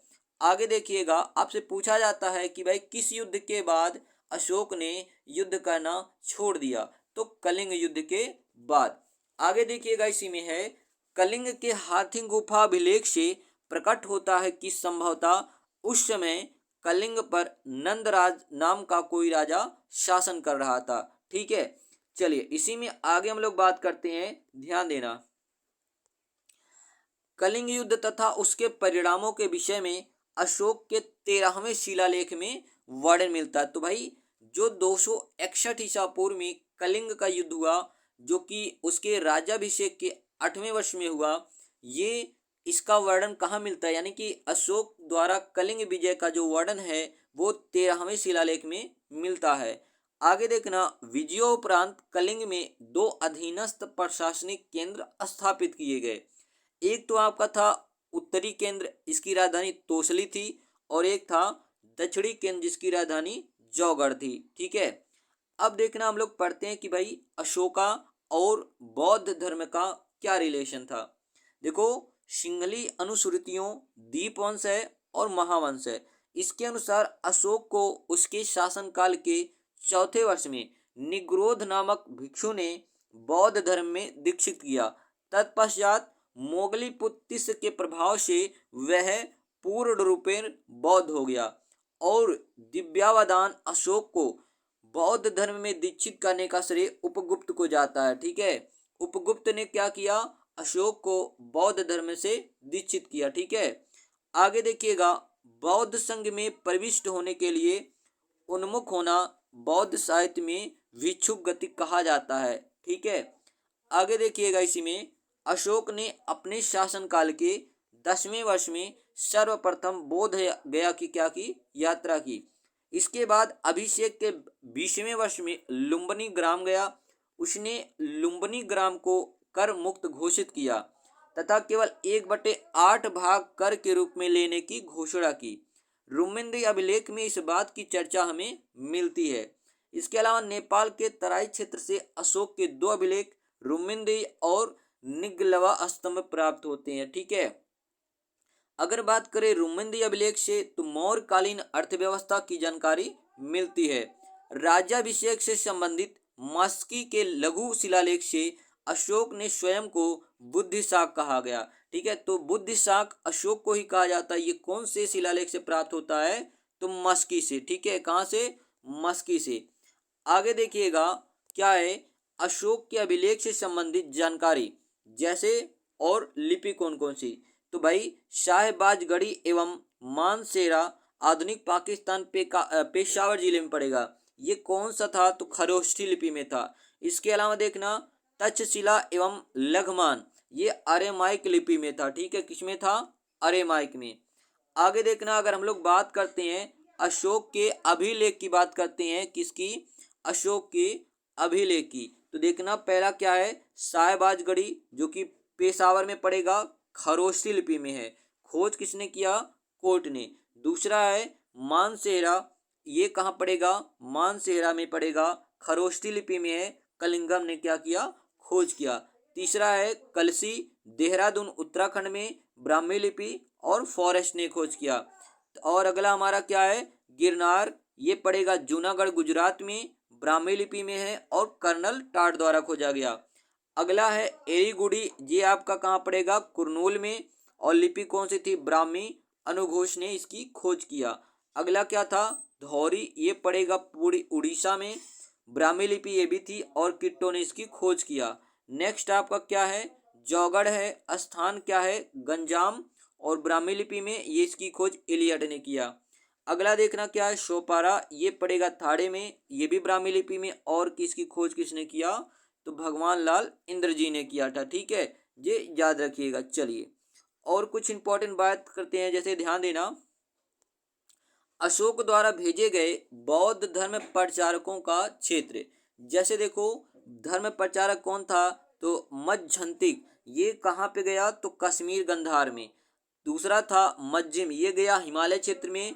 सोन व उत्तरा सुवर्ण भूमि रक्षित जो है उत्तरी किनारा, धर्म रक्षित जो है पश्चिमी भारत, महारक्षित कहाँ गया? यमन राज, महाधर्म रक्षित गया महाराष्ट्र में, महादेव गया था मैसूर में, और महेंद्र गया था श्रीलंका में बौद्ध धर्म का प्रचार। तो ये अशोक द्वारा भेजे गए कुछ बौद्ध धर्म प्रचारक थे, जो कि अलग अलग क्षेत्र में जाके बौद्ध धर्म का क्या करते हैं? प्रचार करते हैं। चलिए अब देखते हैं हम लोग अशोक के जो पतन का कारण था वो क्या था। ध्यान देना, अशोक के बाद अगले 50 वर्षों तक उसके उत्तराधिकारियों का निर्बल शासन चलता रहा। अशोक के बाद कुणाल शासक बना। ठीक है, जिसे दिव्यावदान में धर्म विवर्धन कहा गया है। राज तरंगड़ी के अनुसार मगध में कुणाल के शासन के समय कश्मीर का शासक जालौक था। आगे देखना, मौर्य साम्राज्य जैसे विस्तृत साम्राज्य के पतन के लिए किसी एक कारण का होना पर्याप्त नहीं है। स्पष्ट साक्ष्यों के अभाव में विद्वानों ने अलग अलग कारण जो है प्रस्तुत किया था। अब हम लोग देखते हैं हम लोग मौर्य जो शासन है उसके पतन का कारण क्या क्या था मेन। ठीक है, तो मौर्य साम्राज्य के पतन का जो कारण देखिए, एक तरफ लिखा इतिहासकार और एक तरफ लिखा पतन का कारण। जो भाई हरि प्रसाद शास्त्री जी का कहना है कि मौर्य साम्राज्य धार्मिक नीति यानी कि ब्राह्मण विरोधी नीति के कारण जो है क्या हुआ? पतन हो गया। दूसरे जो आते हैं हेमचंद्र राय चौधरी, इनका कहना है कि भाई अहिंसक व शांति प्रिय नीति, ठीक है, इसके कारण पतन हो गया। तीसरे हैं डीडी कौशाम्बी, बहुत ही फेमस हैं, इनका कहना कि भाई आर्थिक कारण यानी कि संकटागढ़ अर्थव्यवस्था। अगले हैं डी एन झा, इनका कहना है कमजोर उत्तराधिकारी। रोमिला थापर जी का कहना है केंद्रीय प्रशासन। और अशोक वर्धन का कहना, अशोकवर्धन का, कि भाई अधिकारी तंत्र का अप्रशिक्षित होना। ठीक है, तो ये कुछ प्रमुख कारण है जिसके कारण क्या हुआ? मौर्य वंश पतन की तरफ अग्रसर हो गया। चलिए, तो मौर्य वंश के बाद जो आपका था वो कौन सा आ जाता है? गुप्त वंश। ठीक है, मौर्य वंश के बाद हम लोग लिए हैं कौन सा? गुप्त वंश। तो भाई ये आपका पीटी के सिलेबस के अनुसार है। ठीक है, चलिए, गुप्त वंश का जो पहला शासक है वो कौन है? तो चंद्रगुप्त प्रथम है, जिसका टाइम काल माना जाता है 319 ईस्वी से 355 ईस्वी तक माना जाता है। देखिए, चंद्रगुप्त प्रथम गुप्त वंश का शासक है, जिसकी उपाधि क्या थी? महाराजा धीराज। तो याद रखिएगा, चंद्रगुप्त मौर्य ने किसकी उपाधि ग्रहण की? तो महाराजा धीराज की उपाधि इसने ग्रहण की थी। इसी में देखना चंद्रगुप्त प्रथम, ध्यान देना चंद्रगुप्त प्रथम गुप्त वंश के द्वितीय शासक घटोत्कच का क्या था, पुत्र था। आगे बात करते हैं, चंद्रगुप्त प्रथम ने गुप्त संवत की स्थापना की 319 से 320 ईस्वी में की थी। चंद्रगुप्त प्रथम ने लिच्छवी राजकुमारी, ठीक है, कुमारी के साथ क्या किया था, विवाह किया था। ठीक है, कुमार देवी से विवाह करके चंद्रगुप्त मौर्य ने वैशाली का राज्य प्राप्त किया था। इसी में देखना चंद्रगुप्त प्रथम के बाद गुप्त वंश का जो अगला शासक है वो कौन है, समुद्रगुप्त है। ठीक है, जिसे सिक्कों पर बीड़ा बजाते हुए दिखाया जाता है और इसे ही भारत का नेपोलियन कहा जाता है। 335 से 375 ईस्वी इसका टाइम काल था। तो भाई चंद्रगुप्त प्रथम के पश्चात उसका पुत्र समुद्रगुप्त शासक बना। वह लिच्छवी राजकुमारी कुमार देवी से उत्पन्न हुआ था। राज सिंहासन पर आसीन होने के पश्चात समुद्रगुप्त ने दिग्विजय की योजना बनाई। प्रयाग प्रशस्ति के अनुसार इस योजना का ध्येय धरणिबंध यानी कि भूमंडल को बांधना था। भाई प्रयाग प्रशस्ति अभिलेख किससे रिलेटेड है, तो समुद्रगुप्त से ही रिलेटेड है। अगला देखना समुद्रगुप्त वंश का एक महान योद्धा और कुशल सेनापति था, इसी कारण इसे भारत का नेपोलियन कहा जाता है। और याद रखिएगा समुद्रगुप्त को ही सिक्कों पर बीड़ा बजाते हुए दिखाया जाता है। भारत का नेपोलियन किसे कहा जाता है, तो समुद्रगुप्त को ही कहा जाता है। चलिए इसी में आगे हम लोग बात करते हैं चंद्रगुप्त के बाद चंद्रगुप्त प्रथम के बाद कौन आ गए आपके, आपने पढ़ लिया। अभी हम लोग पढ़ते हैं चंद्रगुप्त द्वितीय की बात करते हैं, जिसको विक्रमादित्य, इनकी उपाधि क्या है, विक्रमादित्य की उपाधि है। तो भाई गुप्त वंश में आपने पहला पढ़ लिया कौन सा, चंद्रगुप्त प्रथम। उसके बाद चंद्रगुप्त प्रथम के बाद आपके आ गए समुद्रगुप्त। अब समुद्रगुप्त के बाद जो आते हैं चंद्रगुप्त द्वितीय, या इनकी उपाधि क्या थी, विक्रमादित्य। ठीक है, इनको विक्रमादित्य भी कहा जाता है। 380 से लेकर 413 ईस्वी इनका टाइम काल माना जाता है। समुद्रगुप्त के पश्चात रामगुप्त नामक एक दुर्बल शासक अस्तित्व की जानकारी गुप्त वंशावली में निहित है। तत्पश्चात चंद्रगुप्त द्वितीय का नाम है। चंद्रगुप्त द्वितीय रामगुप्त का अनुज था। आगे देखना चंद्रगुप्त द्वितीय ने वैवाहिक संबंधों और विजय दोनों प्रकार से साम्राज्य का विस्तार किया था। अब यहाँ पे कुछ इंपॉर्टेंट पॉइंट ध्यान देना। चंद्रगुप्त द्वितीय का काल, ध्यान देना, साहित्य और कला का स्वर्ण काल कहा जाता है। ठीक है, चंद्रगुप्त द्वितीय का काल साहित्य और कला का स्वर्ण युग कहा जाता है। इसने रजत मुद्राओं का सर्वप्रथम प्रचलन करवाया था। चंद्रगुप्त के दरबार में विद्वानों एवं कलाकारों को आश्रय प्राप्त था। उनके दरबार में 9 रत्न थे, कालिदास, धन्वंतरी, अपड़क, अमर सिंह, शंकु, वैताल भट्ट, ठीक है, घटकर पर वराह मिहिर और वररुचि थे। चंद्रगुप्त द्वितीय के शासन काल में चीनी यात्री फाहियान 399 से 412 भारत की यात्रा पर आया और इसने अपनी यात्रा वृतांत को फूकोकी नामक पुस्तक में लिखा था। ठीक है, फाहियान की पुस्तक का नाम क्या था, फूकोकी। चलिए अगला जो शासक आता है उसका नाम क्या है, कुमारगुप्त है। तो पहले आप क्या आए, चंद्रगुप्त प्रथम, दूसरे आए समुद्रगुप्त, तीसरे आए कौन, चंद्रगुप्त द्वितीय, या उनकी उपाधि क्या थी, विक्रमादित्य। इसके बाद जो गुप्त वंश में अगले शासक आते हैं उनका नाम क्या है, कुमारगुप्त। 413 से लेके 455 इनका टाइम काल माना जाता है। चंद्रगुप्त द्वितीय विक्रमादित्य के पश्चात उनका पुत्र कुमारगुप्त साम्राज्य का शासक बना। गुप्त वंश में सर्वाधिक अभिलेख कुमारगुप्त के ही प्राप्त होते हैं, इसको याद रखिएगा। तो अगले जो हमारे आते हैं वो कौन है, तो स्कंदगुप्त हैं। कौन है, स्कंदगुप्त। अगर इनकी बात किया जाए तो 445 से 467 इनका टाइम पीरियड माना जाता है। स्कंदगुप्त गुप्त वंश का अंतिम प्रतापी शासक था। स्कंदगुप्त ने देवराज, विक्रमादित्य आदि उपाधियां धारण की थी। तो भाई एक तो चंद्रगुप्त द्वितीय ने विक्रमादित्य की उपाधि धारण की और एक कौन था, तो स्कंदगुप्त था। ठीक है, स्कंदगुप्त ने मौर्यों द्वारा निर्मित सुदर्शन झीलों का क्या कराया, जीर्णोद्धार कराया, यानी कि उसको फिर से क्या कराया, मेंटेन कराया था। तो भाई सुदर्शन झील का निर्माण मौर्यों ने कराया। ठीक है, मौर्य शासकों ने, और उसको जीर्णोद्धार कितने यानी कि मेंटेन किसने कराया, तो स्कंद गुप्त ने। स्कंद गुप्त की दो विजय उल्लेखनीय है, पुष्यमित्र विजय और हुड़ो पर विजय। ठीक है, चलिए, गुप्त के बाद, गुप्त वंश के बाद जो समय आता उसको बोलते हैं गुप्त उत्तर काल। ठीक है, अगर यहाँ पे बात करें इसमें, तो हमें बहुत सारे मतलब वंश देखने को मिलते हैं। ठीक है, बहुत सारे वंश देखने को मिलते हैं। जैसे क्या है, सबसे पहला कन्नौज का हर्षवर्धन। ठीक है, कन्नौज का वर्धन वंश हमें देखने को मिलता है। तो भाई कन्नौज का जो वर्धन वंश है, सबसे पहले शासक की बात करते हैं तो भाई कौन है, हर्षवर्धन है। 606 से लेके 667 टाइम काल इनका माना जाता है। ठीक है, तो याद रखिए इसमें गुप्त साम्राज्य के विघटन के पश्चात उत्तर भारत में एक राजनीतिक विकेंद्रीकरण के युग का आरंभ होता है, जो हर्षवर्धन के राज्यारोहण के साथ ही समाप्त हो गया। इससे पूर्व वर्धन की राजधानी थानेश्वर थी। कहाँ थी, थानेश्वर, किंतु हर्ष ने कन्नौज को अपनी राजधानी बनाया था।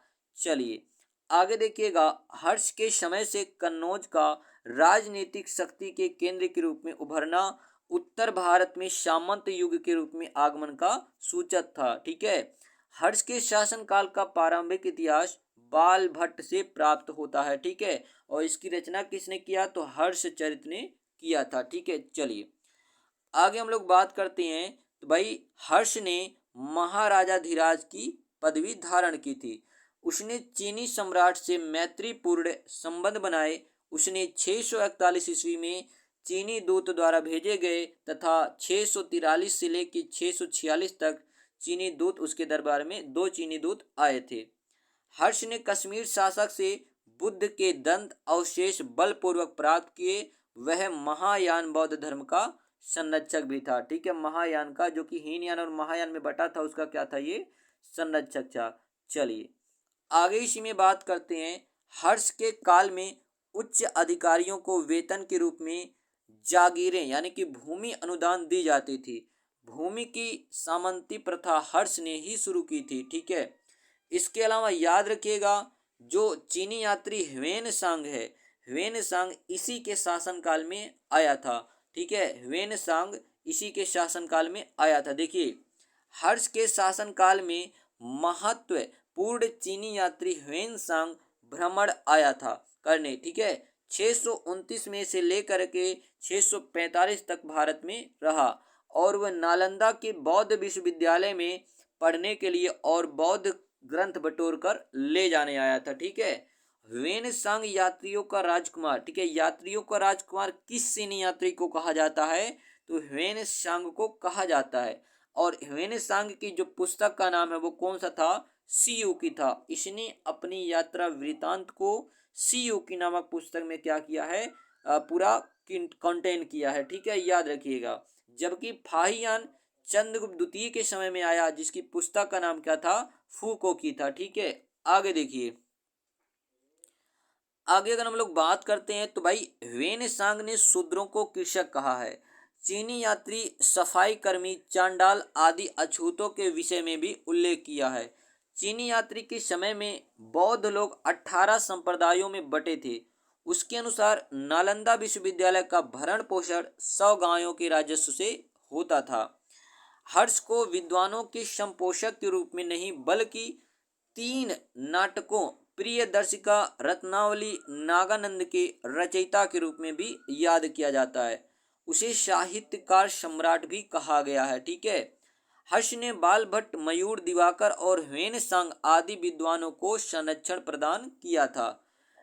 नेक्स्ट बात करते हैं हम लोग, 620 ईस्वी में हर्ष दक्षिण भारत में अपने साम्राज्य का विस्तार नहीं कर सका था, क्योंकि चालुक्य नरेश पुलकेशिन द्वितीय ने नर्मदा नदी के तट पर उसका युद्ध हुआ। इसका उल्लेख जो है ऐहोल प्रशस्ति में मिलता है। और अगर आगे बात करते तो वह सूर्य, शिव, बुद्ध का उपासक था। हर्ष का दूसरा नाम शिलादित्य भी था। ठीक है, हर्ष का दूसरा नाम क्या था, शिलादित्य भी था। इसको भी याद रखिएगा। चलिए आगे देखना, हमारा क्या यहाँ शुरू हो जाता है, राजपूत काल। ठीक है, क्या, राजपूत काल। चलिए इसमें जो सबसे पहला आता है गुजरात का गुर्जर प्रतिहार वंश आता है। ठीक है, क्या आता है, गुर्जर प्रतिहार वंश आता है। चलिए अगर इसमें हम लोग बात करते हैं तो अग्निकुंड के राजपूतों में सर्वाधिक प्रसिद्ध प्रतिहार वंश था, जो गुर्जरों की शाखा से संबंधित होने के कारण इतिहास में गुर्जर प्रतिहार कहा गया था। इसकी उत्पत्ति गुजरात व दक्षिण पश्चिम राजस्थान में हुई थी। प्रतिहारों के अभिलेखों में उन्हें श्री राम के अनुज लक्ष्मण का वंशज बताया गया है, जो श्री राम के लिए प्रतिहार यानी कि द्वारपाल का कार्य करते थे। पुलकेशिन द्वितीय के एहोल लेख से गुर्जर जाति का उल्लेखनीय सर्वप्रथम प्राप्त होता है। इस वंश की स्थापना हरिश्चंद्र नामक राजा ने की, किंतु वंश का वास्तविक संस्थापक नागभट्ट प्रथम था। याद रखिएगा भाई, राजपूत का वंश का जो पहला वंश आता है गुर्जर प्रतिहार वंश, इसकी स्थापना तो हरिश्चंद्र ने की थी, परंतु वास्तविक संस्थापक नागभट्ट प्रथम को माना जाता है। आगे देखना, इसी में बात करते हैं तो क्या है, तो भाई वत्सराज, ध्यान देना, वत्सराज के समय से ही कन्नौज के त्रिपक्षीय संघर्ष शुरू हो गए थे। नागभट्ट प्रथम ने अरबों से लोहा लिया और उन्हें सिंध से आगे बढ़ने नहीं दिया। इसने पश्चिमी भारत में एक शक्तिशाली राज्य की स्थापना की थी। ग्वालियर प्रशस्ति में उसे म्लेच्छों का नाशक भी बताया जाता है। चलिए, इसके बाद जो हमारा अगला जाता है वो कौन सा है, कन्नौज का गहड़वाल वंश। ठीक है, कन्नौज का गहड़वाल वंश। तो भाई यूपी के कन्नौज का जो गहड़वाल वंश है, तो गुर्जर प्रतिहारों के बाद चंद्रदेव ने कन्नौज में गहड़वाल वंश की स्थापना कर 1080 से 1100 तक शासन किया। चंद्रदेव ने महाराजाधिराज की उपाधि धारण की। तो भाई एक तो था कौन, चंद्रगुप्त प्रथम, और एक था स्कंदगुप्त, और एक था कौन, तो भाई चंद्रदेव, जिसने महाराजाधिराज की उपाधि धारण की। गहड़वाल शासकों को काशी नरेश के रूप में भी कहा जाता है, जाना जाता है, क्योंकि बनारस इनके राज्य की पूर्वी सीमा के नजदीक था। गहड़वालों का मूल निवास स्थान विंध्याचल का पर्वतीय वन प्रांत माना जाता है। और आगे बात करते हैं हम लोग, ध्यान देना, चंद्रदेव का पुत्र मदनपाल को तुर्क आक्रमणकारियों ने कन्नौज पर आक्रमण करके उसे बंदी बना लिया था। उसके पुत्र गोविंद चंद ने कड़े संघर्ष के बाद उसे मुक्त किया था। ठीक है, मुक्त कराया था। चलिए, इसी में आगे हम लोग बात करते हैं तो गोविंद चंद 1100, ठीक है, 1114 से लेकर के 1155 माना जाता है। इस वंश का ध्यान देना सर्वाधिक शक्तिशाली शासक था। ठीक है, गहलवाल वंश का सर्वाधिक शक्तिशाली शासक कौन था, तो गोविंद चंद। उसने आधुनिक पश्चिमी बिहार से लेकर पश्चिमी उत्तर प्रदेश तक का समस्त भाग अपने अधीन करके कन्नौज के प्राचीन गौरव को पुनः स्थापित किया था। उसने पालू से मगध जीता तथा मालवा पर अधिकार भी कर लिया था। गोविंद चंद बड़ा विद्वान था। उसे उसके लेखों में विविध विद्या विचार वाचस्पति कहा गया है। ठीक है, चलिए अगला अब देखिएगा, दिल्ली का चौहान वंश। अगला जो राजपूत है काल, वो क्या है, दिल्ली का चौहान वंश। तो भाई चौहान वंश की अनेक शाखाओं में से 7वीं शताब्दी में वासुदेव द्वारा स्थापित शाकंभरी यानी कि शांभर एवं अजमेर के निकट राजस्थान, ठीक है, चौहान राज्य का इतिहास विशेष स्थान है। इस वंश के प्रारंभिक इतिहास का वंशावली ज्ञान हमें विग्रहराज द्वितीय के हर्ष प्रशस्त, ठीक है, प्रस्तर अभिलेख तथा सोमेश्वर के समय विजौलिया प्रस्तर लेख से प्राप्त होता है। आगे अगर हम लोग बात करते हैं तो ध्यान देना, इस वंश के प्रारंभिक नरेश कन्नौज के प्रतिहार शासकों के संबंध थे। ठीक है, क्या थे, सामंत थे। 10वीं शताब्दी के प्रारंभ में वाक्यपतिराज प्रथम ने प्रतिहारों को अपने को स्वतंत्र कर लिया। उसके पुत्र सिद्धार्थ ने, ठीक है, उसके पुत्र सिद्धराज ने अपने राज्य विस्तार करके महाराजाधिराज की उपाधि धारण की। सिद्धराज का उत्तराधिकारी विग्रहराज द्वितीय हुआ। हर्ष के लेख में कहा गया है कि उसने अपने राजवंश की लक्ष्मी का क्या किया था, उद्धार किया था। उसने चालुक्य शासक मूलराज प्रथम को पराजित किया तथा भृगु कच्छ में आशापुरी देवी का मंदिर निर्माण करवाया था। ठीक है, चलिए आगे इसी बात करते हैं तो भाई विग्रहराज तृतीय के समय में परमारों तथा चौहानों की मित्रता स्थापित हुई तथा परमार वंश की कन्या राजदेवी का विवाह उसके साथ संपन्न हुआ था। अब यहाँ पे देखिएगा 1178 ईस्वी में सोमेश्वर का पुत्र इतिहास प्रसिद्ध पृथ्वीराज थर्ड शासक बना। कथाओं में उसे राय पिथोरा भी कहा जाता है। ठीक है, तो पृथ्वीराज थर्ड या राय पिथोरा। इसने बुंदेलखंड के चंदेल शासक परमर्द देव को 1182 में एक रात्रि अभियान में पराजित किया था। अब यहाँ पे आगे हम लोग बात करते हैं 1186 में पृथ्वीराज ने गुजरात के चालुक्य शासक भीम द्वितीय पर आक्रमण किया। 1191 में जो कि तराइन का पहला युद्ध होता है, पृथ्वीराज चौहान ने मोहम्मद गौरी को क्या किया, मोहम्मद गौरी से पराजित हो जाता। ठीक है, ध्यान देना 1191 में पृथ्वीराज चौहान और मोहम्मद गौरी के बीच युद्ध हुआ, जिसमें मोहम्मद गौरी क्या हो जाता है, पराजित हो जाता। ठीक है, तराइन के पहले युद्ध में जो कि 1191 में हुआ, पृथ्वीराज चौहान के द्वारा गौरी क्या हो जाता है, पराजित हो जाता और वो अपने क्षेत्र वापस चला जाता है। उसके बाद क्या होता है कि भाई जो गेहड़वाल वंश के शासक होते हैं जयचंद के आवाहन पे मोहम्मद गौरी फिर से आता है और पृथ्वीराज चौहान पे अटैक करता है, जो कि तराइन का दूसरा युद्ध 1192 में। इस बार क्या होता है, मोहम्मद गौरी और पृथ्वीराज चौहान के मध्य तराइन का दूसरा युद्ध हुआ, जिसमें पृथ्वीराज चौहान पराजित हुआ तथा उसे बंदी बना लिया गया। कुछ समय बाद में उसकी हत्या भी कर दी गई। ठीक है, चलिए आगे हम लोग बात करते हैं बुंदेलखंड या जिजाग भुक्ति का चंदेल वंश। आज के बुंदेलखंड क्षेत्र में ही चंदेलों का उदय हुआ था तथा खजुराहो उनकी राजधानी थी।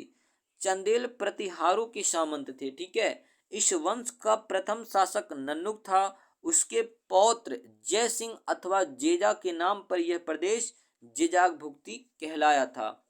आगे हम लोग इसी में पॉइंट की बात करते हैं तो हर्ष का पुत्र एवं उत्तराधिकारी यशोवर्मन एक साम्राज्यवादी शासक था। उसने मालवा, चेदी, मध्य कौशल तथा आक्रमण करके अपने राज्य का पर्याप्त विस्तार किया था।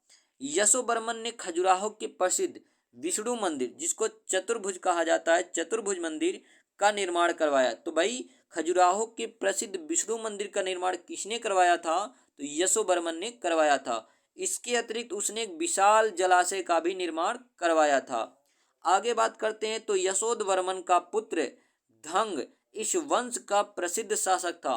प्रतिहारों से पूर्व स्वतंत्रता वास्तविक श्रेय, ध्यान देना, उसी को दिया जाता है। ठीक है, किसे, धंग को दिया जाता है। नेक्स्ट की अगर हम लोग इसी में और बात करते हैं तो ध्यान दीजिएगा, धंग का साम्राज्य पश्चिम में ग्वालियर, पूर्व में वाराणसी, उत्तर में यमुना एवं दक्षिण में चेद एवं मालवा तक फैला था। धंग ने कालिंजर पर अपना अधिकार सुदृढ़ करके उसे अपनी राजधानी बनाया था। ग्वालियर की विजय धंग की सबसे महत्वपूर्ण क्या थी, सफलता थी। इस बात को याद रखिएगा। चलिए नेक्स्ट आता है मालवा का परमार वंश आता है। ठीक है, क्या आता है, मालवा का परमार वंश आता है। परमार वंशी शासक संभवतः राष्ट्रकूटों या फिर प्रतिहारों के सामंत थे। इस वंश का प्रथम स्वतंत्र एवं शक्तिशाली शासक सियक अथवा श्रीहर्ष था। राष्ट्रकूटों से इसका संघर्ष हुआ और खोटी को हराकर सियक ने विपुल संपत्ति यानी कि सारी संपत्ति क्या थी, हथिया ली थी, लूट ली थी। परमारों की प्रारंभिक राजधानी उज्जैन थी, जो बाद में धारा यानी कि मध्य प्रदेश स्थानांतरित कर दी गई थी। परमार वंश का प्रारंभिक इतिहास ज्ञात करने में सर्वाधिक महत्वपूर्ण उदयपुर प्रशस्ति तथा साहित्यिक स्रोत के नौसांग चरित में है। नेक्स्ट की बात करते इसी में जो आता है भोज, 1000 से लेके 1025 इस वंश का लोक प्रसिद्ध राजा हुआ था। ठीक है, उसकी गणना भारत के महान विद्वानों के रूप में किया जाता है। उसके समय में राजनीतिक एवं सांस्कृतिक दोनों दृष्टियों से परमार राज्य की अभूतपूर्व प्रगति हुई थी।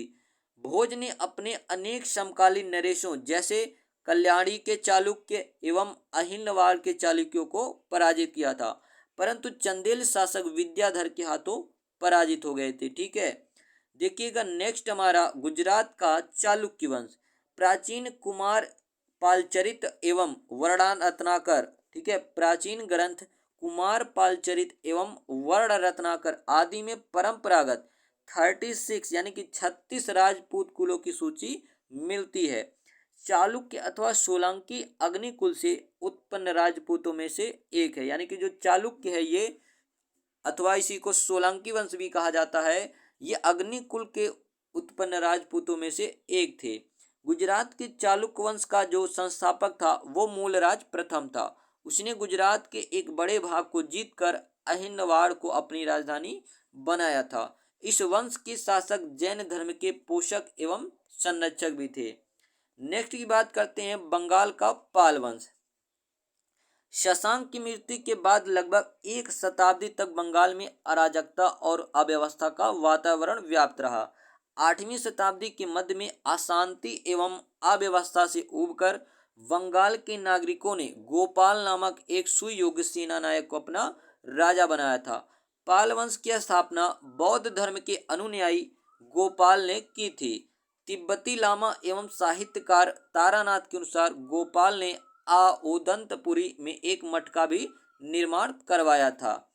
आगे हम लोग बात करते हैं तो 8वीं शताब्दी में बंगाल में जो आंतरिक अव्यवस्था फैली हुई थी उसे मत्स्य न्याय कहा जाता है। एक लेख में कहा गया है कि मत्स्य न्याय से छुटकारा पाने के लिए प्राकृतियों ने गोपाल को लक्ष्मी की बाह ग्रहण कराई। ठीक है, आगे देखना, गोपाल के पश्चात उसका पुत्र धर्मपाल पाल वंश का राजा बना। उसने बंगाल को उत्तरी भारत के प्रमुख राज्यों की श्रेणी में स्थापित कर दिया था। धर्मपाल की महत्वपूर्ण सफलता थी कन्नौज के शासक इंद्रायुध को पराजित कर दिया, चक्रायुध को अपने संरक्षण में कन्नौज की गद्दी पर बैठाना। ठीक है, आगे हम लोग बात करते हैं 11वीं शताब्दी में गुजराती कवि सोड्डल, ठीक है, सोड्डल ने धर्मपाल को उत्तरापद स्वामी की उपाधि से संबोधित किया। धर्मपाल एक उत्साही बौद्ध था। उसके लेखों में उसे परम सौगात कहा गया। ठीक है, धर्मपाल को क्या कहा गया है? परम सौगात कहा गया है। उसने विक्रमशिला तथा सोमपुरी में प्रसिद्ध विहारों की स्थापना की। उसकी राज्यसभा में प्रसिद्ध बौद्ध लेखक हरिभद्र निवास करता था। ठीक है, कौन निवास करता था? तो भाई हरिभद्र निवास करता था। चलिए, धर्मपाल प्रतिहार शासक वत्सराज तथा राष्ट्रकूट शासक ध्रुव से पराजित हुआ था। धर्मपाल की बात करें तो ये बौद्ध धर्म का अनुयायी था। उसने बहुत से मठों एवं विहारों का निर्माण करवाया था। उसने प्रसिद्ध विक्रमशिला विश्वविद्यालय की स्थापना की। भागलपुर बिहार में पड़ता ये। उसने नालंदा विश्वविद्यालय के खर्च के लिए 200 ग्रामों को क्या किया था? 200 गांवों को दान में दिया था। नेक्स्ट हमारा आता है बंगाल का सेन वंश। पाल राजवंश के पतनोपरांत बंगाल का शासन सूत्र सेन राजवंश के हाथों में आ गए, जिसकी स्थापना सामंत सेन ने रायगढ़ नामक स्थान पर की थी। इस वंश की बात करते हैं तो शासक है विजय सेन। इस वंश का प्रथम शासक एवं महत्वपूर्ण शासक था, जो सामंत सेन का पुत्र था। कवि धोई द्वारा रचित देवपाड़ा प्रशस्ति लेख में विजय सेन की यशस्वी विजयों का वर्णन उल्लेख करते हुए लिखा गया है कि उसने नव्य एवं वीर यानी कि नेपाल एवं मिथिला को पराजित किया था। नेपाल एवं मिथिला को क्या किया था? पराजित किया था। देखिए आगे क्या है, कहा जाता कि विजयसेन ने विजयपुरी तथा विक्रमपुर की स्थापना किया था। नेक्स्ट जो शासक आता है इसमें बल्लाल सेन। विजय सेन की मृत्यु के पश्चात बंगाल का शासक बना। इसे बंगाल में जाति प्रथा तथा कुलीन प्रथा को संगठित करने का श्रेय प्राप्त है। राधा वारेंद्र वाडी एवं वंगा बल्लाल सेन के 4 प्रांत थे। बल्लाल सेन कुलीनवाद के नाम से प्रसिद्ध एक सामाजिक आंदोलन का प्रचलन करता भी था। बल्लाल सेन स्वयं विद्वान तथा विद्वानों का संरक्षक था। उसने दान सागर ग्रंथ की रचना की और एक अन्य ग्रंथ अद्भुत सागर की भी रचना की थी, परंतु उसे पूर्ण नहीं कर पाया था। बल्लाल सेन गोडेश्वर एवं निशंक शंकर की उपाधि भी धारण की थी। नेक्स्ट ध्यान देना, गांधार प्रदेश का क्या है? हिंदू शाही वंश। हिंदू शाही वंश। काबुल घाटी तथा गांधार प्रदेश में स्थापित तुर्की शाही वंश के शासक लगुर्तुमान को उसके ब्राह्मण मंत्री कल्लड़ ने गद्दी से हटाकर 9वीं शताब्दी के उत्तरार्ध में हिंदू शाही वंश की स्थापना किया था। कल्लर के विषय में कल्हड़ की राजतरंगिणी से जानकारी मिलती है, जिसमें कश्मीर के इतिहास के बारे में जानकारी भी मिलती है। जयपाल इस वंश का महत्वपूर्ण शासक था। 986 से 987 में जयपाल ने गजनी पर आक्रमण किया, किंतु उसे पराजित होकर अपमानजनक संधि करनी पड़ी थी। इसके राज्य की सीमाएं सरहिंद, लमगान, कश्मीर एवं मुल्तान तक फैला था। नेक्स्ट हमारा आता है कश्मीर के राजवंश। तो भाई कश्मीर पे भी अलग अलग राजवंशों का शासन हुआ करता था, जैसे कारकोट वंश, उत्पल वंश, लोहार वंश। ठीक है, तो देखिए अगर हम लोग बात करते हैं कश्मीर के हिंदू राज्य का इतिहास, तो कल्हड़ की जो राजतरंगिणी है पुस्तक, उसी से हमें जानकारी मिलती है। कल्हड़ जाति का ब्राह्मण था। राजतरंगिणी की रचना उसने जय सिंह के शासनकाल में पूरी की थी। इसकी रचना महाभारत की शैली के आधार पर की गई थी। 800 लेके 1200 ईस्वी के मध्य कश्मीर में 3 राजवंशों ने शासन किया, जिसका क्रम निम्न है। पहला कारकोट वंश, दूसरा उत्पल वंश, तीसरा कौन सा है? लोहार वंश है। कौन सा है? लोहार वंश। अगर हम लोग कारकोट वंश की बात करते हैं तो 7वीं शताब्दी में दुर्लभ वर्धन नामक व्यक्ति ने कश्मीर में, ठीक है, दुर्लभ वर्धन ने क्या किया था? कारकोट वंश की स्थापना किया था। कश्मीर के शासकों में ललितादित्य मुक्तापीठ सर्वाधिक शक्तिशाली शासक था। वह एक साम्राज्यवादी शासक था। वेनसांग के विवरण के आधार पर कहा जाता है कि उसके राज्य की सीमा के अंतर्गत तक्षशिला, सिंहपुर, उड़ीसा, पुंछ एवं राजपुताना भी शामिल थे। कौन? राजपुताना भी शामिल थे। नेक्स्ट बात करते हैं तो भाई आपका कारकोट वंश के बाद आता है कश्मीर में उत्पल वंश। कारकोट वंश के बाद कश्मीर में उत्पल वंश शासन स्थापित हुआ। इस वंश की स्थापना अवंती वर्मन ने किया। किसने किया? अवंती वर्मन ने किया।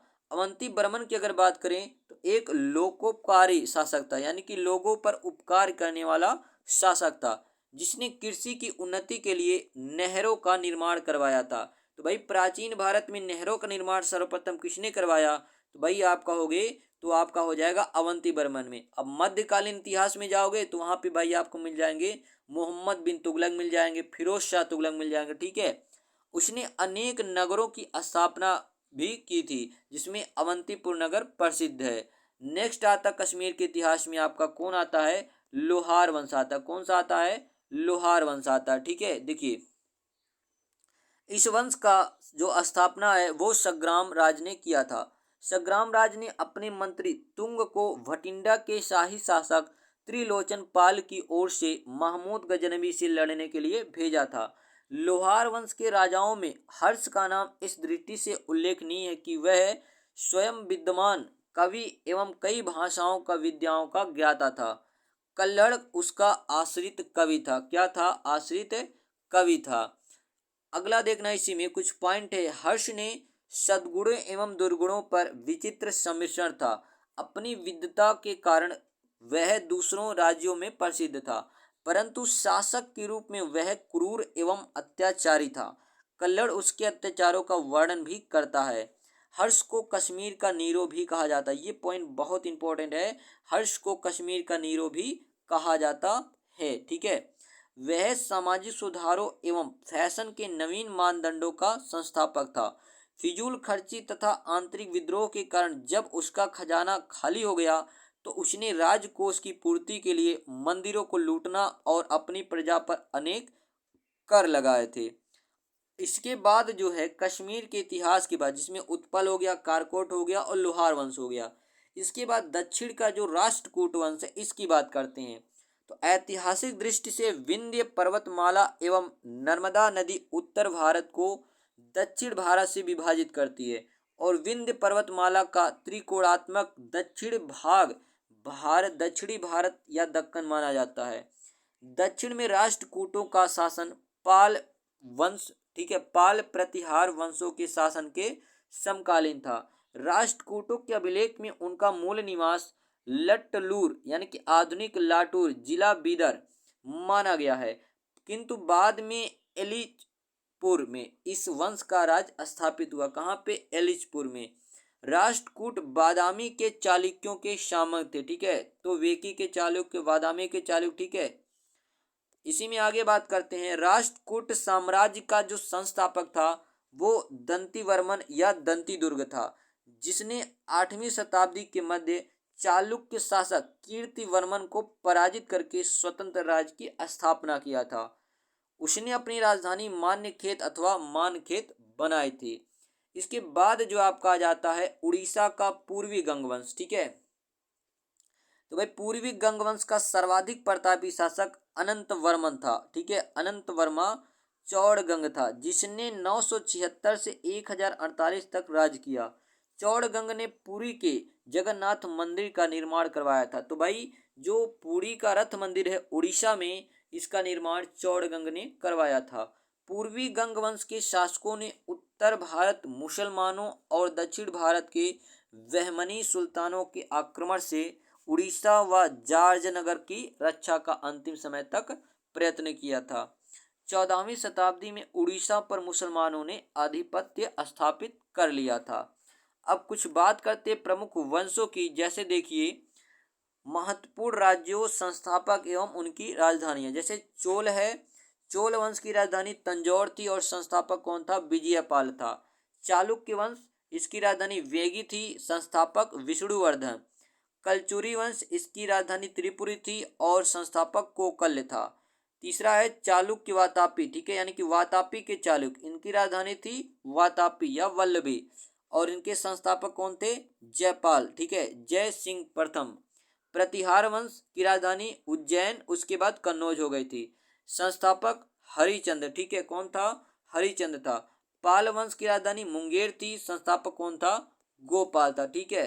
इसके बाद हम लोग आगे बात करते हैं। तो हमारा जो आगे आता है और कुछ है, देखिए, चलिए, तो कुछ और राज्य और राजधानियां हैं, इसको देख लेते हैं। जैसे देखना राष्ट्रकूट, राष्ट्रकूट की राजधानी मान्यखेत, संस्थापक कौन था? दंतिदुर्ग था। वाकाटक वंश, भाई इसकी राजधानी क्या थी? नंदीवर्धन और भाई संस्थापक विंध्य शक्ति। तो ये देखना परमार, उज्जैन धारा, उपेंद्र कृष्ण। चंदेल की राजधानी क्या थी? चंदेलों की राजधानी खजुराहो और संस्थापक नन्नुक था। गेहड़वाल के वंश की राजधानी कन्नौज, भाई संस्थापक कौन था? चंद्रदेव। सोलंकी, अहिनवाड़, मूलराज प्रथम, कल्याणी, मानखेत, विजयादित्य। चौहान वंश की राजधानी अजमेर, वासुदेव, संस्थापक सेन वंश, काशीपुर, लखनौती, सामंत सेन, शाही, उद्भांड, कल्लर, पल्लव, कांचीपुरम और सिंह विष्णु, ठीक है। तो इसको जानते रहना। नेक्स्ट की बात करते हैं कि भाई उत्तर गुप्तकालीन प्रमुख मंदिरों की बात कर लेते हैं, ठीक है। उत्तर गुप्तकालीन प्रमुख मंदिरों की बात कर लेते हैं। देखना कौन कौन से प्रमुख मंदिर हैं। जैसे पहला कौन सा है? लिंगराज मंदिर। ये सभी के सारे देखना नागर शैली में बने हैं, ठीक है। इनके निर्माणकर्ता का तो भाई कुछ नहीं पता। तो लिंगराज मंदिर ये आपका पड़ेगा कहाँ पे? तो भुवनेश्वर उड़ीसा में, ठीक है। दूसरा है पुरी का जगन्नाथ मंदिर, निर्माण कौन कराया? अमंत वर्मन ने, ठीक है। कुड़ार का सूर्य मंदिर, नरसिंह देव। खजुराहो का मंदिर चंदेल शासकों द्वारा। कंदरिया महादेव का मंदिर धंगदेव, ठीक है। मुडेरा वाला ये तो नहीं है। दिलवाड़ा का जैन मंदिर का निर्माण चालुक्य शासकों ने। कैलाश मंदिर यानी कि एलोरा का मंदिर तो कृष्ण मंदिर ने यानी कि राष्ट्रकूटों द्वारा निर्माण कराया गया था। आगे हम लोग इसी पे बात कर लेते हैं। तो ध्यान देना आपका कौन सा आ जाएगा? दशावतार मंदिर, ठीक है। दशावतार मंदिर का निर्माण ये भी बेसर शैली में। ये देखो कैलाश मंदिर ये बेसर शैली में बना है। तो नीचे देखो सारा बेसर है और एक यहाँ पे द्रविड़ है। ये यहाँ से ये आपका हो गया द्रविड़, बाकी ये क्या है? वेसर शैली में बना है। तो तीन थी। तो भाई एक आपका नागर शैली, वेसर शैली और क्या था? द्रविड़ शैली। तीन शैलियाँ थी। तो भाई कैलाश मंदिर की बात करते हैं तो कृष्ण प्रथम ने इसकी निर्माण करवाया था। दशावतार मंदिर झांसी में पड़ेगा, ये गुप्त काल में। एलिफेंटा के गुहा मंदिर राष्ट्रकूटों द्वारा। मामल्लपुरम का मंदिर पल्लवंशी द्वारा। कैलाश मंदिर पल्लवंशी के द्वारा।